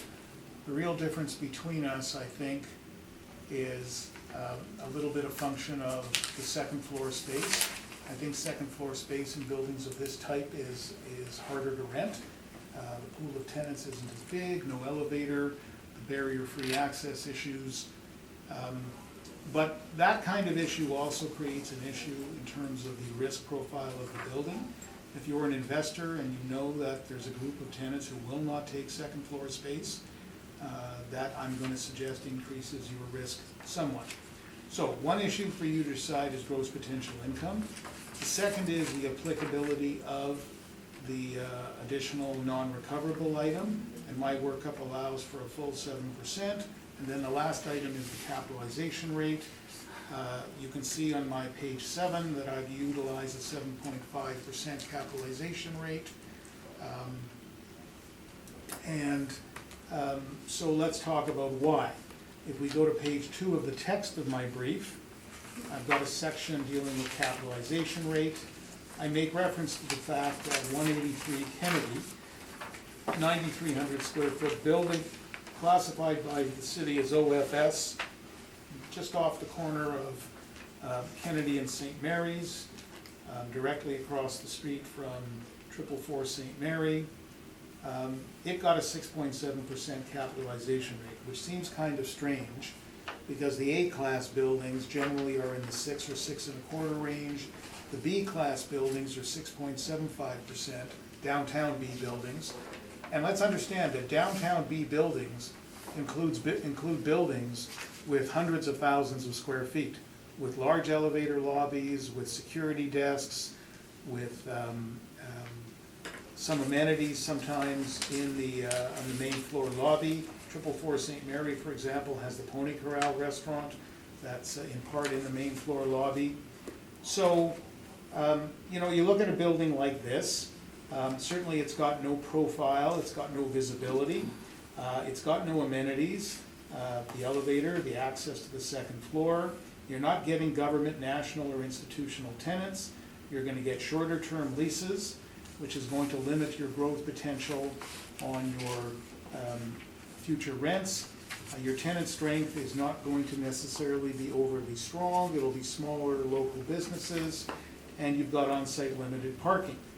The capitalization rate chart the assessor utilizes, and again, Mr. Spalchik has fairly acknowledged that the Collier's rates, what they do is they include closing costs as part of the sale costs, land transfer tax, for example.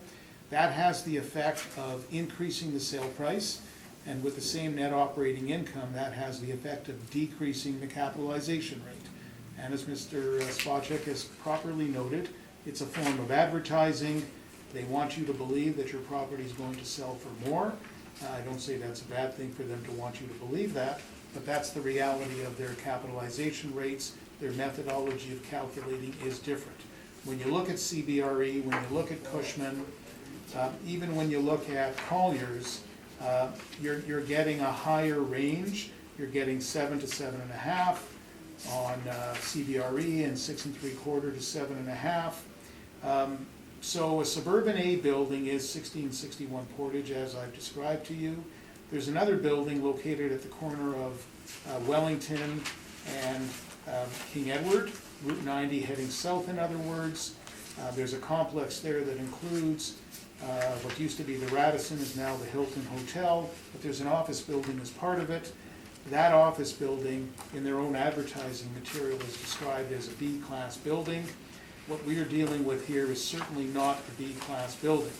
So my suggestion to you is, looking at all of those factors, the capitalization rate has to be higher. I also point out that the Bank of Canada rates were increasing between April 1 of 16 and April 1 of 18, and they went up by 75 basis points, and that leads typically to an increase in capitalization rates, not a decrease. And so for all of those reasons, I've ultimately fixed the capitalization rate at 7.5%. The Kennedy decision, which is found in our materials at page 4, was a case where a downtown office building got a 7.5% capitalization rate. I just don't think a building of this type in this location should attract this type of cap rate. And I'm asking for the higher rate, and I'm asking ultimately for the value of $2,200,000. Thank you. Questions? Just a couple quickly about the cap rate. I noticed you comparing cap rates. So let's say this is a 2-story OFS, 14,000 square feet, and you're comparing it, you're saying it's not an OFB, it can't be 6.75. Can we agree that OFBs are often, there's certain qualities to an OFB that are much different than our subject property? An OFB is usually over 100,000 square feet. Yes. Yes, multi-tenant. Yes. Like you said, it has amenities for a multi-tenant building. Yes. Located downtown. Yes. Right, so looking at comparing an OFS to an OFB could be troublesome cap-wise. My point in comparing them was that these OFB buildings, not every one of them, but many of them, they are institutional quality real estate, and institutional investors, the pension funds, that's who buys these buildings. This building is very different. The quality of tenant that you're going to get in one of these downtown office buildings, frequently going to be government, going to be national organizations, brings with it strength of covenant, security of tenancy, all of those things. You don't get that in these types of buildings. That's why I say a higher cap rate. Okay, so that's very good, thank you. And then, so a building that's 14,000 square feet, again, there's still gonna be issues getting tenants. I'm not trying to say it's just you have no problems with working, but the risk of a OFB is much greater finding tenants than a 100,000 square foot versus 14,000 square feet, correct? The risk in the sense that they've got much more space to fill. Yes. Yes, I agree Okay, with thank that. you. But the impact of a tenancy failure can be much greater in a smaller building. Absolutely, and so the risk with something like an OFB, a larger building, you're gonna have higher capital costs, you're gonna have much higher cost to a building as opposed to keeping a smaller building, repair and maintenance for a smaller building, correct? Well, if you measure that on a per square foot basis, certainly because there will be more amenities in a smaller building, you'll have more common areas, for example. You'll have greater common area costs and everything that's associated with that, but you're recovering those ultimately from your tenants typically. Here, you've got a relatively efficient use of the gross leasable area. So I'm not sure actually that what you're suggesting is correct. All right, that's all my questions, thank you. Mr. Whitbread? No questions, thank you. Mrs. Billinghurst? No questions? The parking here, is it all tenant parking, or is it a mix of tenant and visitor parking, or? Do they have? It's all tenants, It's all tenants? all tenants.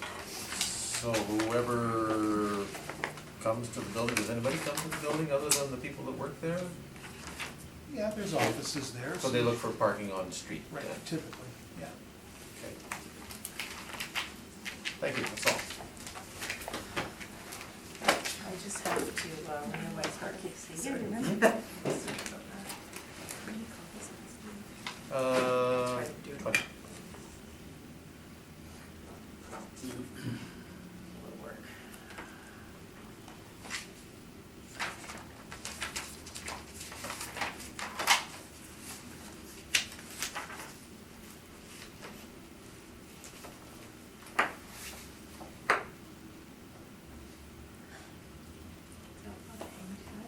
Mhm. Okay.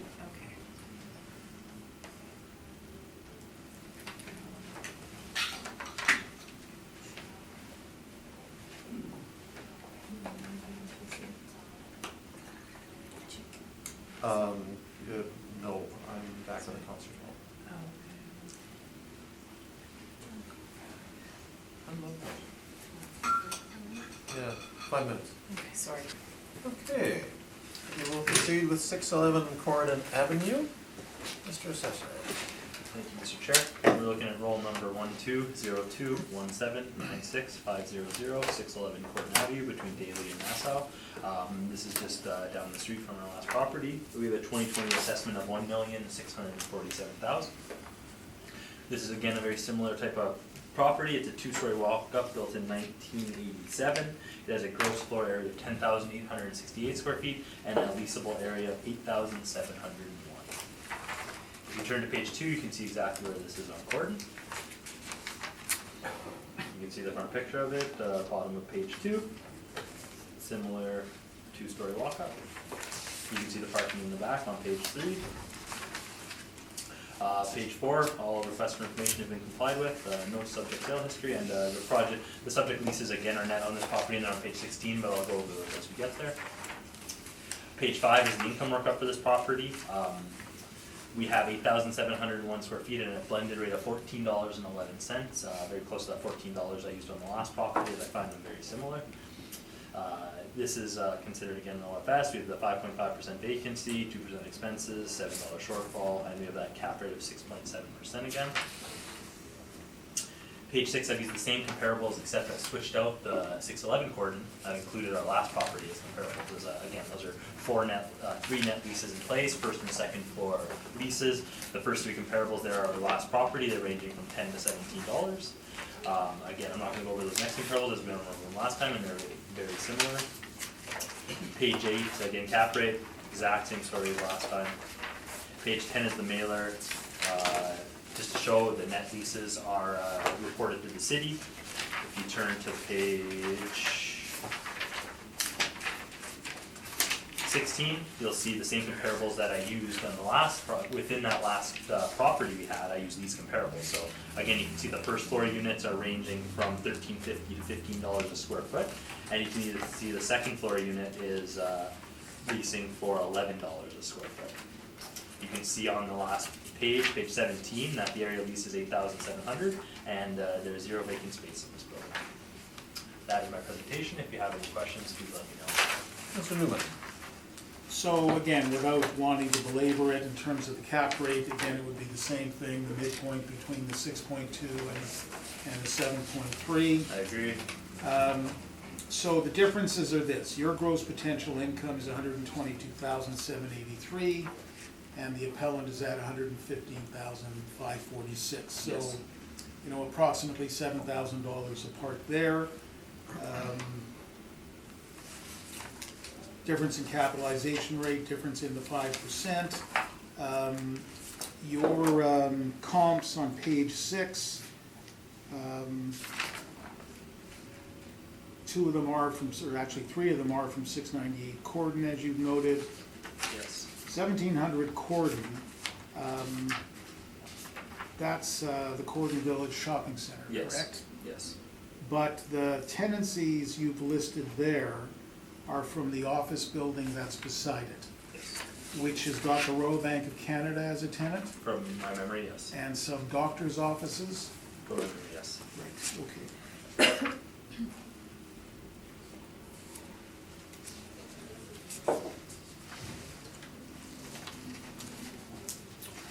Those are my questions, thank you.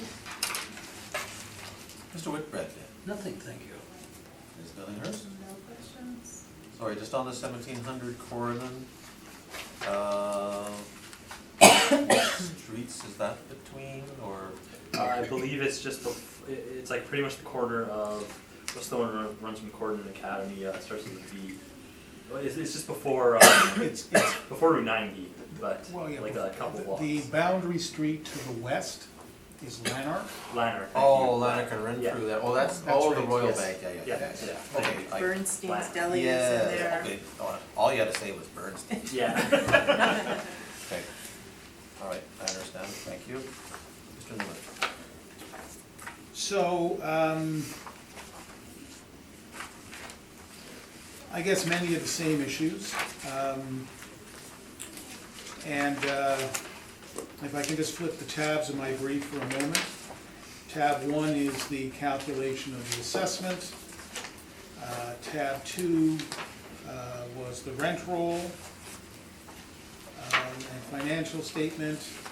Tab 3 was a set of rent comparables, again generated in the context of an OFS, in particular the 183 Kennedy building.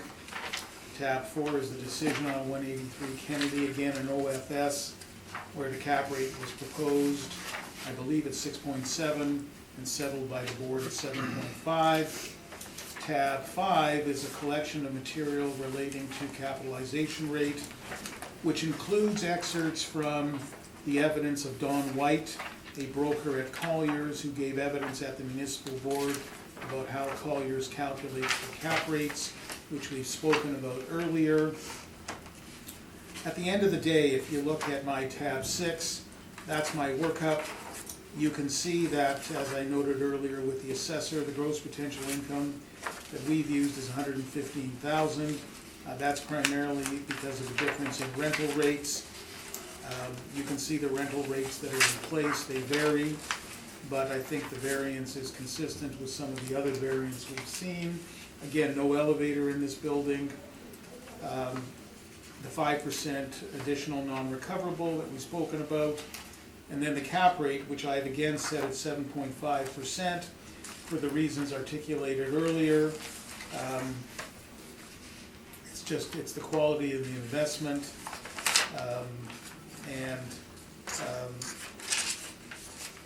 I think the building ought to attract a higher cap rate for the same reasons that I've articulated in the earlier hearing that we've done. And subject to your questions, that would be my submission. Mr. Assessor? Just quickly make sure I'm not missing it. Just for your, on your first page, so the included rents, these are similar second floor rents we found in 187 Court and 698 Court. So you're just looking at the second floor rents on those two? Well, I was looking at those because of my concern about the absence of an elevator and what the second floor spaces are going to rent for, and that's why I made specific reference to that. Oh, okay, thank you. Just second.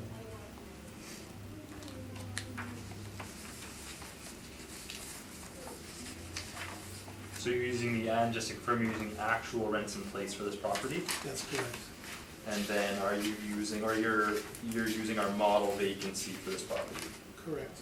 And the actual vacancy is 0? At this point, at that point in time, yes. Thank you. And just the same questions and answers from the last cap time, and I'm done.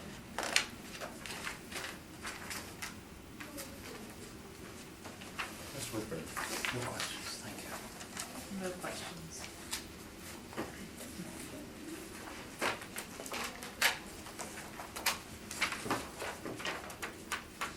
So, you're using the actual rents. Of course, I'm trying to compare that with the blended one. You don't happen to have calculated that? I think I did actually. My blended rate is $13.27 a square foot. 13.27, thank you. That helps. all my questions. Sorry, Mr. Chair, question from me. Yeah. Sorry, was there something we missed? 1,641,000, you reduced it to 1,452. Sure. You're recommending a reduction to 1,452. Can I see that one? Maybe you don't have that recommendation. This is the next property. Thanks, sorry, you're right. My apologies. Nice try. Ahead of you. Okay, He was just testing. that's No, I was just questions. 611 recorded and is done, so we're now on to the nameless property. Which we will call Unit 109 and 110, 374 River Ave. That property which shall not be named. Yeah. Right out of Harry Potter. Okay, we're looking at roll number 12097673500. We have a 2020 original value of 1,641,000. I will present my recommendation of 1,452,000. How does that sound, Mr. Newman? Again, it's a start, but Proceed. Was prepared for that.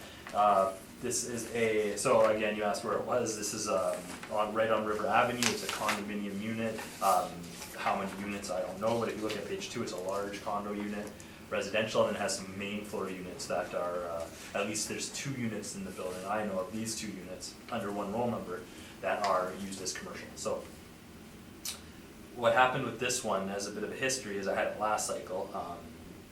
The architecture firm that's started out in Unit 109. It was renovated to be used as a commercial unit. They used it as an architecture firm unit. As you walk in the door, you turn right, Unit 109 of the condominium. As you look on page 2 and page 3 here, you can see kind of those street views. And page 4 gives you a better on the street view of one of the units. And then over time, so the second unit, there's a unit on the left as well. There's Unit 109, 110. If you all turn to page,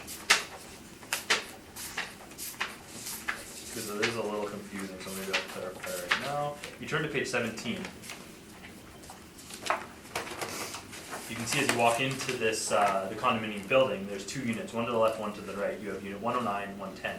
So the history of this was built in 2008, and 109 was always used it was leased out to the architecture firm. They leased it until the most recent renewal was 2000, I want to say 2016, or maybe that's an 18 on the second one, I can't read the writing, but either way, they decided to renovate the shell space across. 110 was vacant this time, from 2008 to around 2016, and then they decided to have the second time, the owner had it renovated, and they moved into that second unit. So now they occupy both units, 9 and 10, fully occupied by the architectural firm.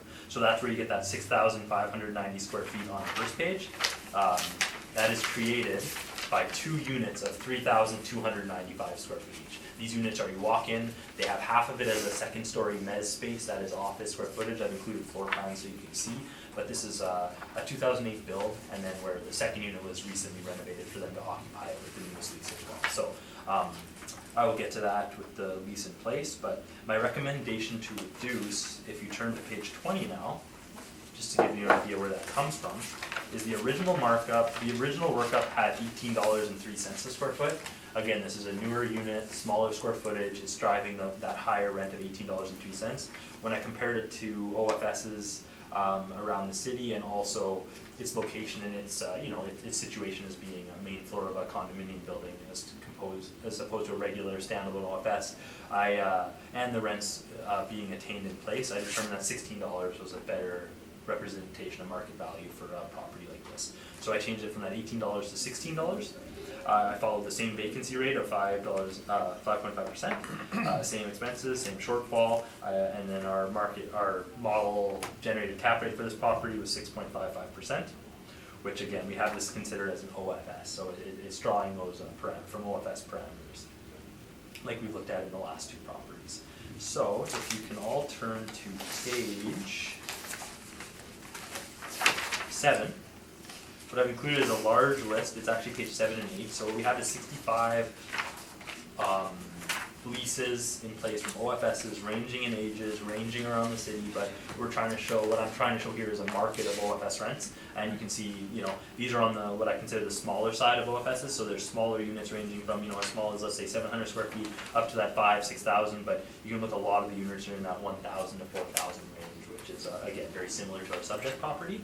We have a weighted average across these buildings of $14.06, or sorry, an average of $14.06, a weighted average of $13.86, and a median of $13.75. So I'd just like to note that a lot of these, you know, we have a wide range of ages with these OFS properties I presented here, but our property is built in 2008, and the one unit was recently renovated in, I wish I had the date in front of me, but right around 2016. So they're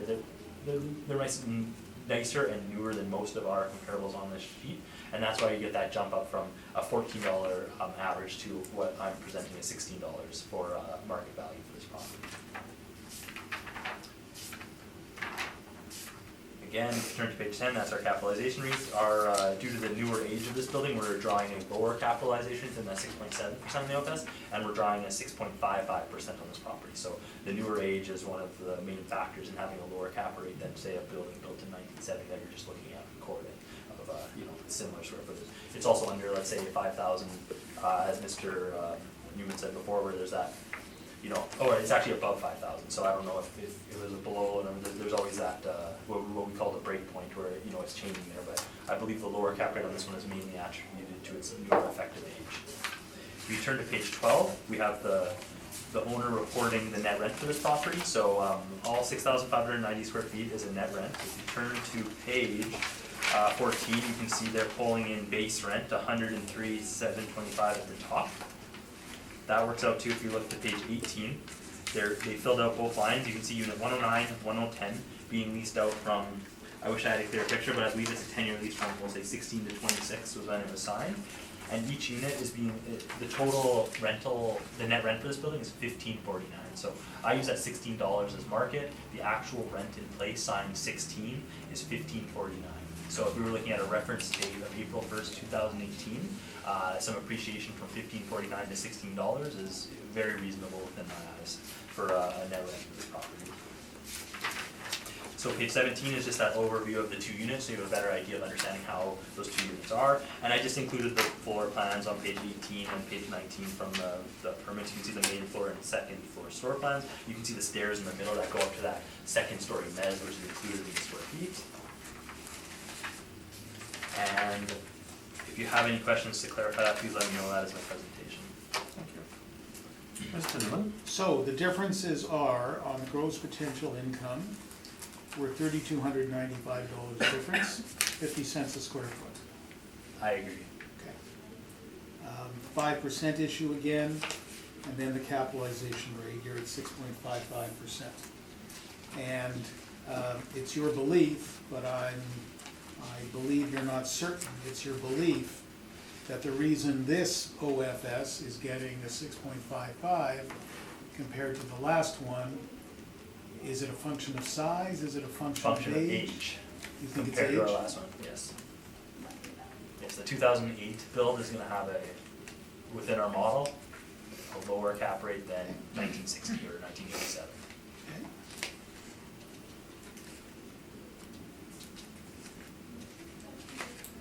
But in this case, you're saying to an investor, you would pay $1,452,000 for this property, For these two units. for these two units, for this property, and for the last one on Corden, for example, whatever the number was, you're saying an investor would pay, you know, give or take the same amount. Yeah, so that's what the model is generating for these, yes.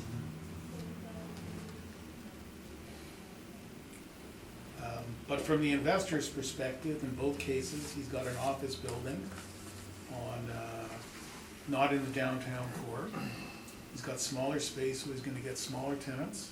He's not gonna get national tenants, not gonna get national covenants. All of those things will be the same and different. So the downtown stuff that we've talked about, this is only, I don't know, is it 50 basis points off the Class A office buildings? The best quality real estate in the city? And this is 55 basis points higher only? Yes. Okay, those are my questions. Mr. Whitbread? No questions, thank you. No questions. No So again, we don't have a big difference in the gross potential income. I've made reference to some main floor spaces along Corden, as high as $15 a square foot. This is a lease done in 2016. The assessor's long list of comparables doesn't rise above a $15.50 rate. I think you can be comfortable, I will suggest, in going with the actual rent in place. 5% you've heard me on, so now let's talk about capitalization. So, again, it's the same thing, it's the spectrum of investments, it's the quality of the real estate, it's the location, and what I'm suggesting is that this real estate in this location, and one thing I should mention, the assessor has talked about the 2 units and how they occupied one initially and then occupied the second one. What he didn't mention, although it's in his materials in the form of the diagrams, these are actually separate units in the sense that they're divided by the entry corridor to the building. So you go in the front door, and to your right is a doorway into the one unit, to your left is a doorway into the other unit, and if you keep going straight, you're in the elevator lobby of the condominium. It's a little unusual for an office space, and it's a little unusual that it's actually combined on one roll probably, but it is. But it is separated by this corridor and elevator lobby for the condominium, the residential condominium. So, but my point ultimately is that, again, if you look at the spectrum of investments, if you look at the spectrum of capitalization rates, I say to you that this is a higher risk. It's a smaller building, the covenants won't be as strong, the security of tenancy won't be as strong. All of those things I will suggest are going to create a higher risk, and ultimately, even the cap rate charts that the assessor puts forward, they reflect a range of rates. But again, this is not a suburban A, this is not a suburban B.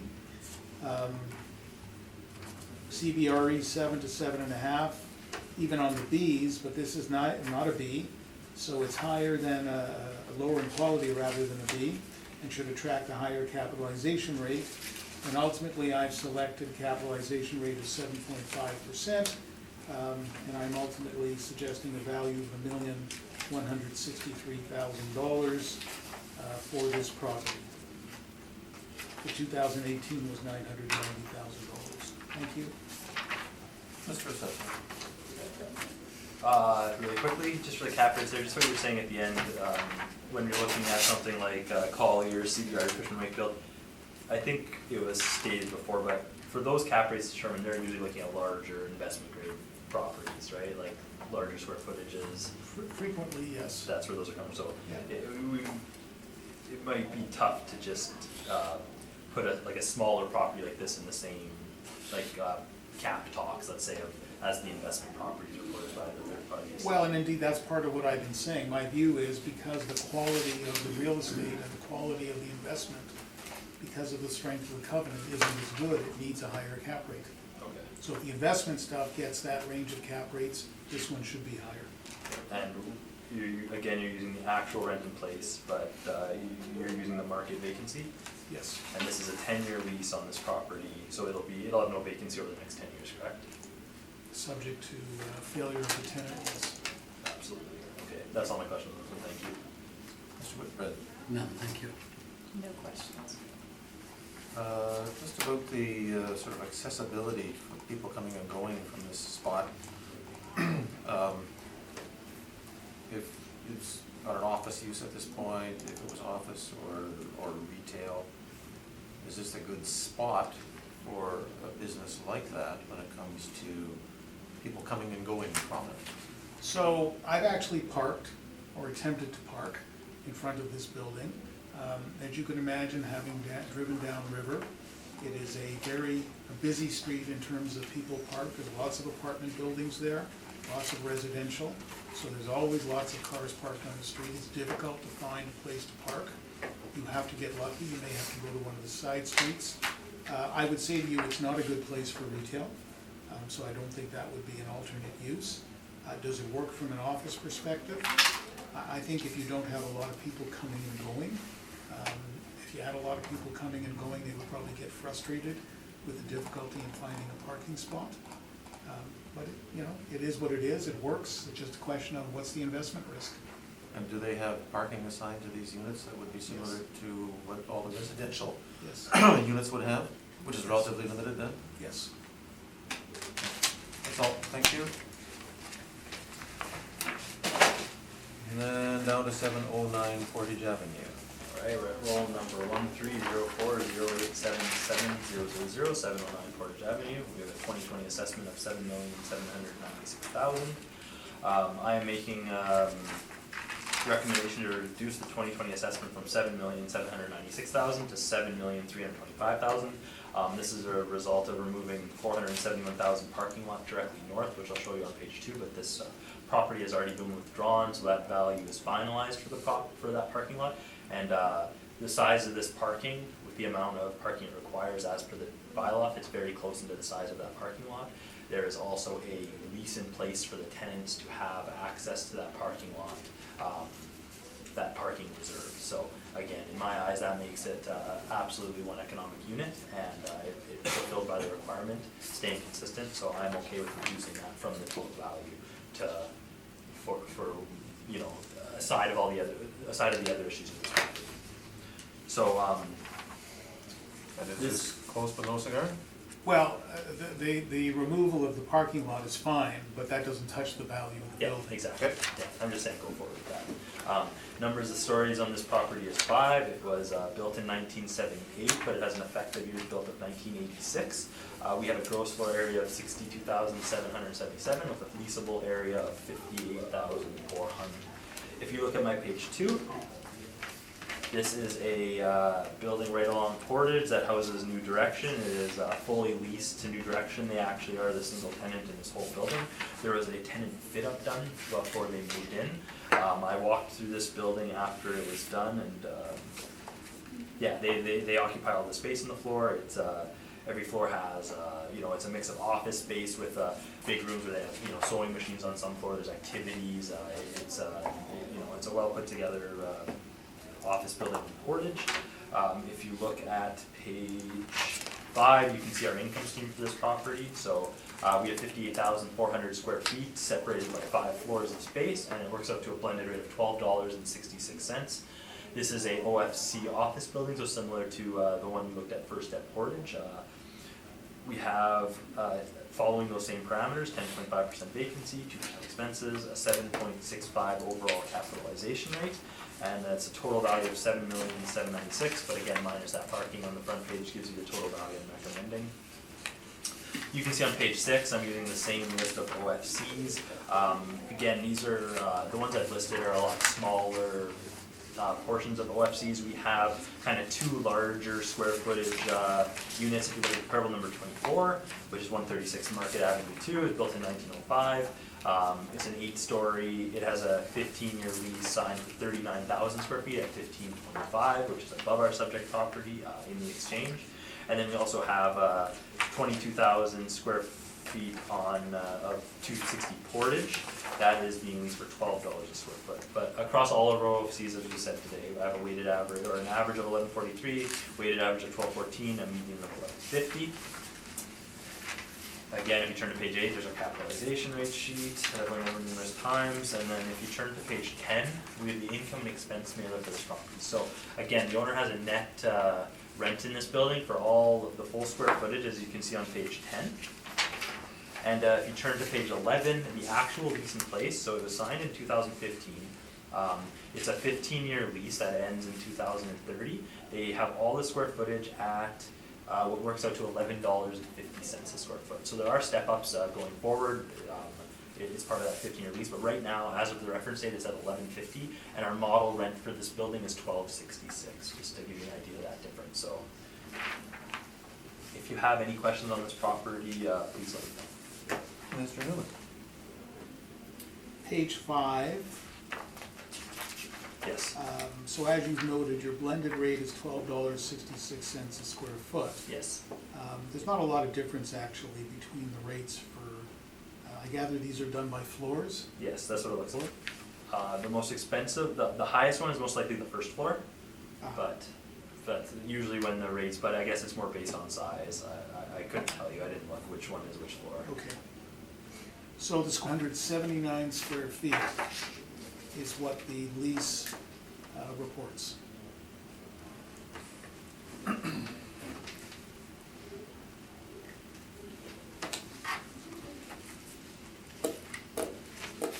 And in terms of capitalization rate, so this is an OFC. Yes,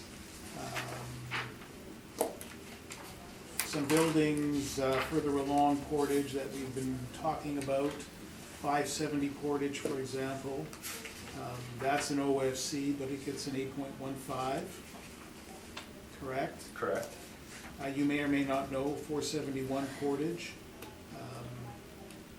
it gets an 8.15. So we've got a difference of 0.5%, and what's causing that? Offhand, I don't know, I can't tell you the characteristics exactly, I don't have them of the other building, but again, age, size, location. Okay.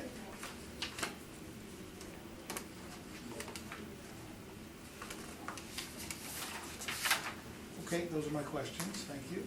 Mr. Whitbread? So I'm looking at page 10 of the statement. Let's see, page 10, okay. And I'm looking at line number 302, which looks like average percent of space vacant, zero. Yes. So that would be $0. Yep. Then I go over to line number 123, 123. rental income loss on vacancy, $33,808. Okay. Okay? And then I go to your page 5, and I look at vacancy at 10.5, which I assume is model driven. Model driven shortfall, yeah, Yeah. and vacancy, yes. Before I ask my next question, can you just tell me how that's done with the rent? Or with the vacancy number? So what how does is the that model- 10.5% determined? What inputs provide that 10.55% or 10.5%? The OFC. So the OFC, this building classification, all OFCs this cycle have a 10.5% unless there's an override of a, if you have a building that has a very bad vacancy for 5 years in a row, they're most likely gonna be looked at and put up to 15 or something, but that's again a case where there's bad vacancy. All our standard all our OFC buildings this cycle will have that 10.5%. So I'm looking at 10.5%, I think your number is $77,637. Yep. And I'm a simple accounting clerk, I like simple numbers and simple answers. Yes. Practically speaking, do I use 0? Do I use 33,808, or do I use 77,637 as you have? Okay, so it's a great question. The way we do assessment in Manitoba, we look at the market. So we can't just look at the actuals. Well, we look at the actuals, but we need to look at the market data. So from my opinion as an assessor, when I'm looking at a property for the 2020 cycle, I'd say use the 10.5%. This building, in this case, if you're using market parameters for everything, then it's equitable. If you all of a sudden, if I'm looking at this building and I ask the question, hey, the vacancy's 0, but you want actuals for rent, this one gets us benefit of the doubt. It's got a 30-year lease. It's gonna have 0 vacancy over 30 years. If you stick to this one over 30 years, that market vacancy is gonna change. We're gonna always try to follow what the actual market vacancy is. So if this building, say if something happened and it was vacant for a year, well, just that 1 year, you're not gonna jump up to 100% vacancy, right? They've been using that market vacancy this whole assessment cycle, the whole career, the So life of that's this the building. model. That's the It's model, designed to right? So smooth out it's as- saying what the, and the problem is OFCs is, there's such a range of them. You have a cross Portage, kitty corner, there's an OFC I've used with $7 rents in it, higher vacancy. You know, that's what brings up that 10.5%, because most OFCs are larger, most of them are multi-tenant, it's hard to get them fully occupied. This one is, you know, it's fully occupied at 55,000 square feet, which is, you know, not common for an OFC. So, and then we also, for the shortfall down there, it's also market shortfall. That 850, we use that 850 for everyone, and they're also getting another 52,000 off for shortfall. So again, it's the advantage to use the market vacancy on this Certainly property. the applicant is. But I think it's the right, owner is I think it's right to benefiting. use market vacancy unless, Mhm. again, if you're going lease fee and you're using the actuals in place on rent, look at that 0% and why not use the 0%? So just moving from there to the cap rate then, is there a connectivity in the model between that vacancy, that shortfall, and the cap rate you're using? Is there any connectivity to that at all? From my understanding, the cap rate for OFCs is determined by its age. So, So, Not like- sorry, the three things I say, age, location, size, right? Yeah. So, the OFCs in general, it's looking at the market of OFCs, and that cap rate is determined because it's an OFC, which is looking at the market vacancy. It's not looking necessarily at this exact property, if that makes sense. I'm hearing you. Yeah.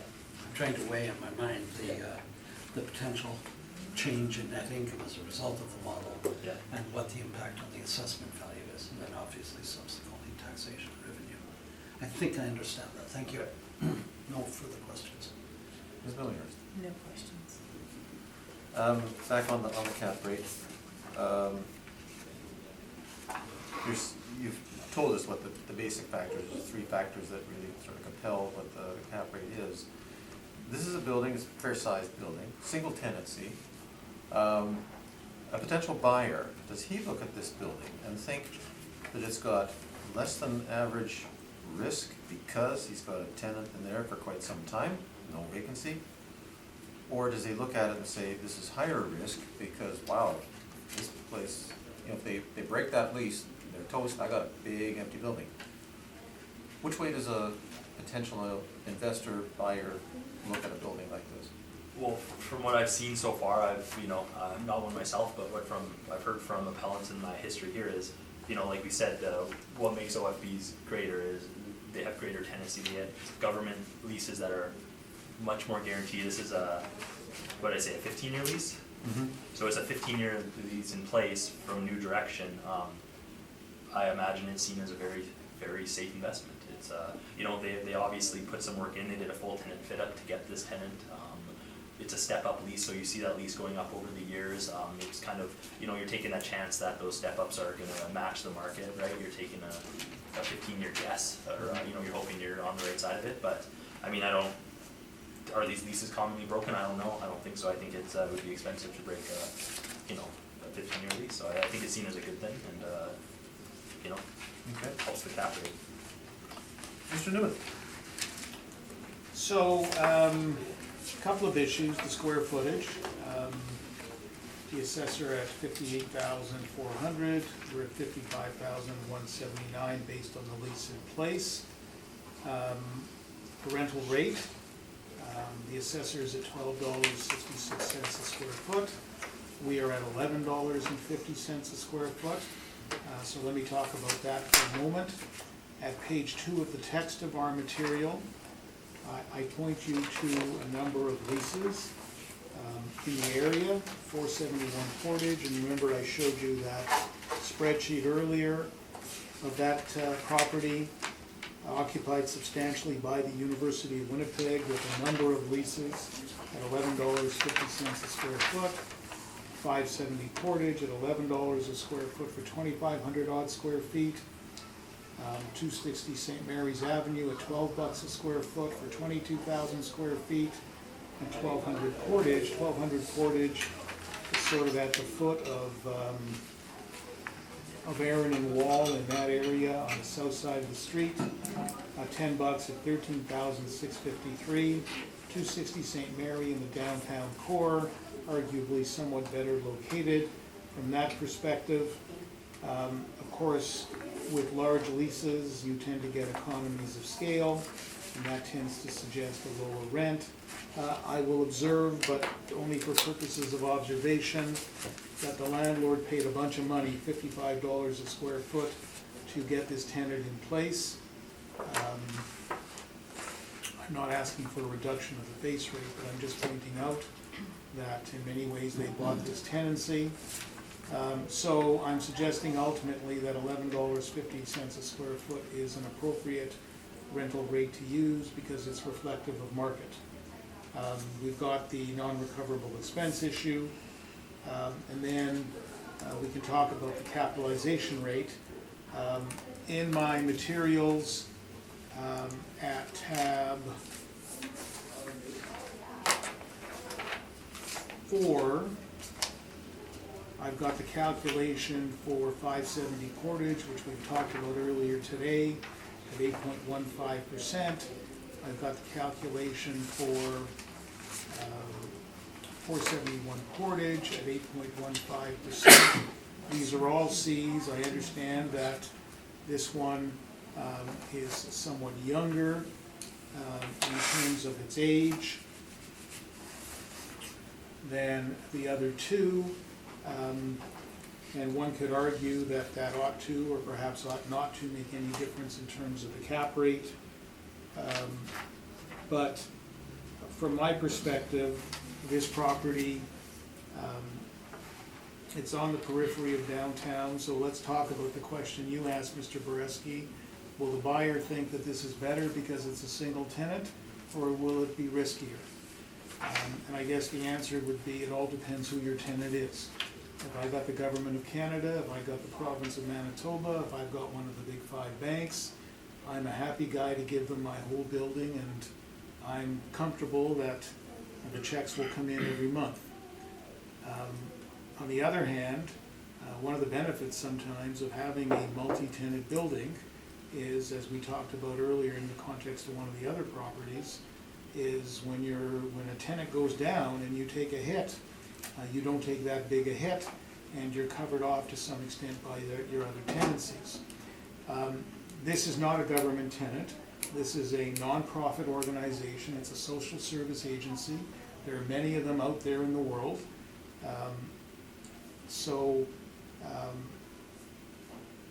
But it's not a grade A covenant that you're getting with this tenant.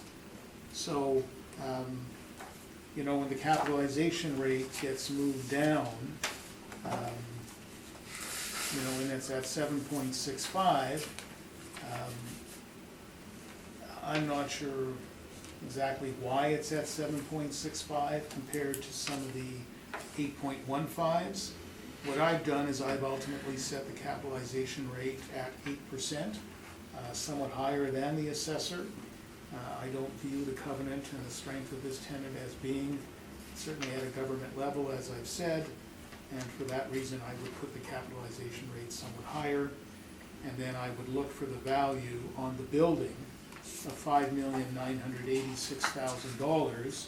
What I did not do, but should have, is I should have written on that last sheet that we need to subtract from that the value of the parking lot, which is $471,000. So that becomes, and it's in the text of my material, but I just didn't write it on the last sheet. It becomes $5,515,593.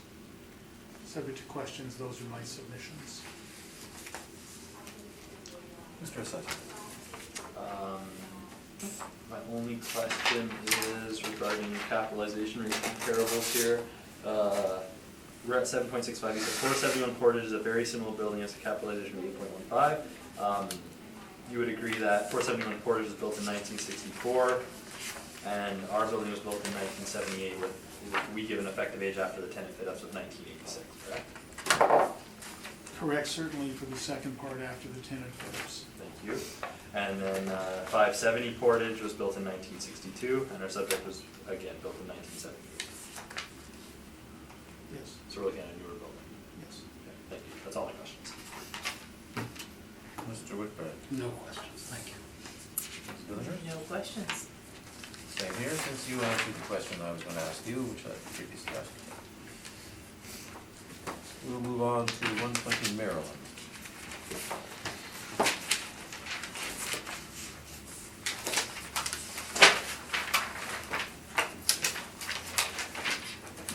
Thank you, Mr. Chair. 120 Maryland. Roll number 1209-0259-100. This is a two-story OFS built in 1964. We have a 2020 value of $642,000. We have a gross floor area of 7,575 with a leasable area of 6,427. If you look at my page 2, This is on Maryland. You can see on page 3, has parking at the back, 2-story. Always complied for information, our information request on page 4. Page 5 is our income approach to this property, so what we have here is 5,277 square feet on the first pit, which is at $9.10, and then we have a C9 portion of this building at 1,150 square feet, which is our office retail basement leasable at $7.60. So our model is, and the way this has been put in is that 1,100 square foot basement is considered basement leasable and it's pulling that rental rate of $7.60, and the main floor and second floor is pulling a rental rate blended of $9.10. This works out to a total value of the building of total blended rate on the whole building of $8.83, and that's over the 6,427 square feet. Standard OFS parameters again, and we have an overall cap rate of 7.8% on this one. You can see on page 6, I've used the exact same comparables as I did on our property at Sherbrooke and Broadway, as it is in the same vicinity of the property we were looking at before. Again, we have an average rate of $10.38 across those, with a median of $11 on page 6.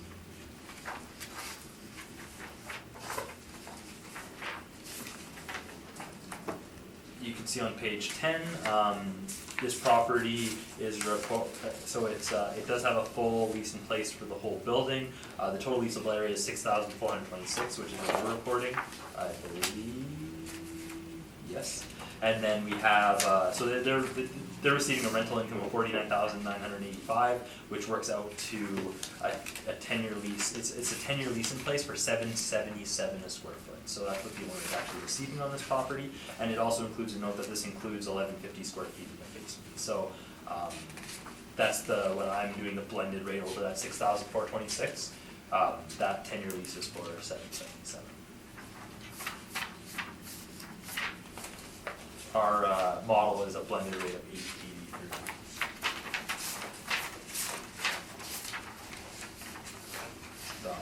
That is my presentation for this project.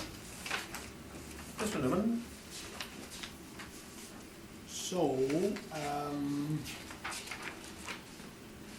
located beside Westminster United Church, correct? Correct.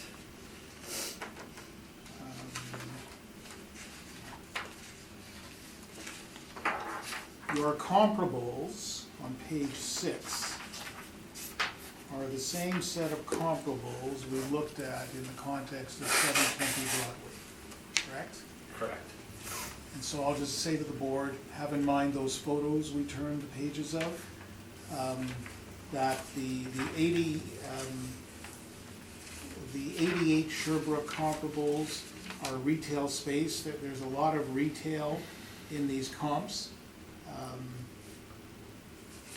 And 960 Portage is a 3-story elevator building.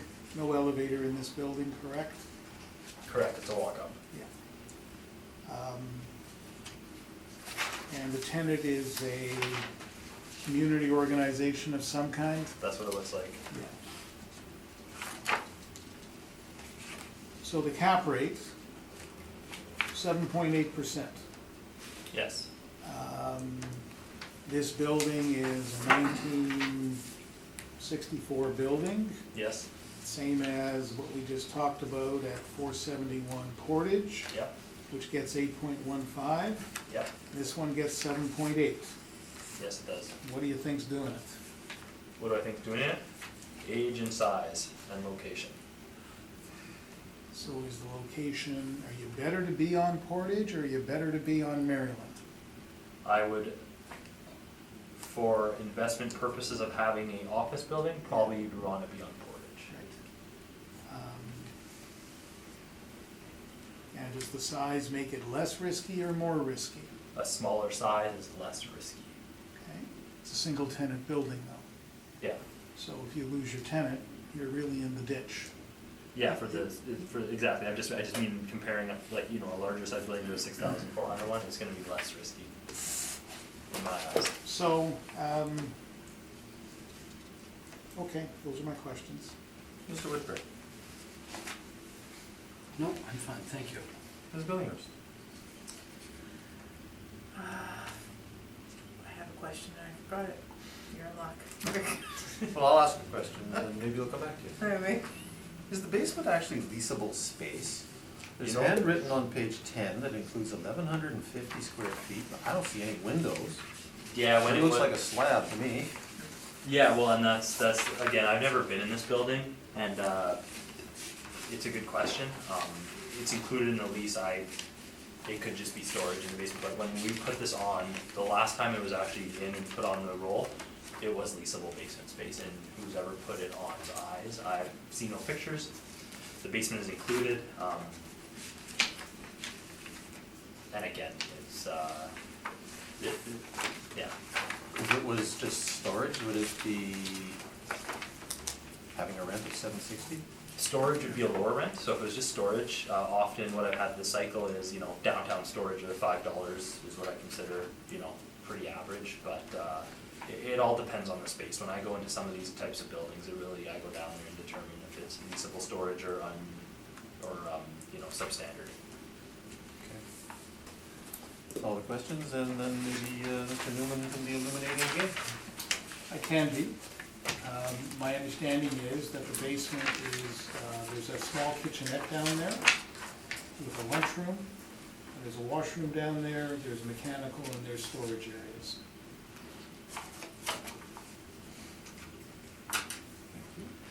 So certainly not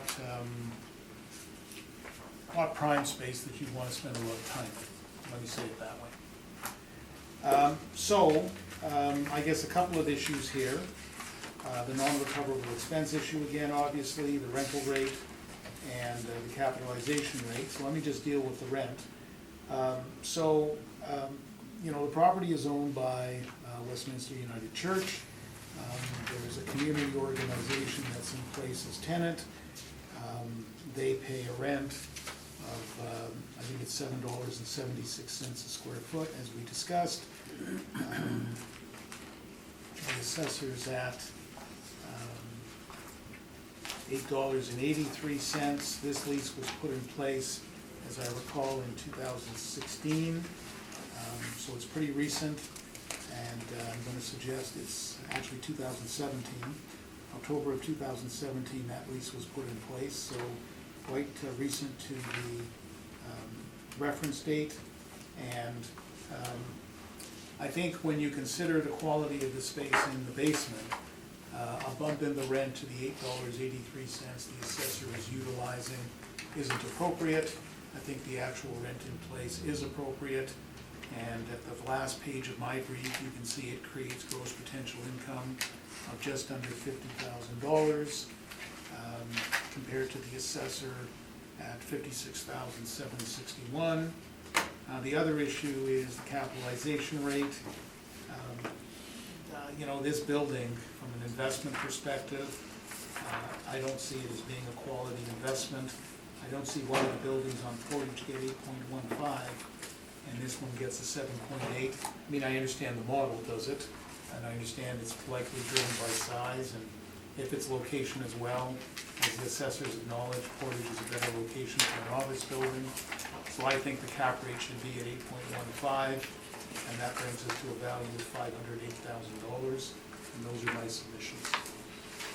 Mr. Assessor? I have no questions. Mr. Whitford? No questions, thanks. Ms. Nurse? No questions? That's a wrap. Thank you very much. Early. According to Says our you, estimate. right? Yeah, you have a warped sense of early.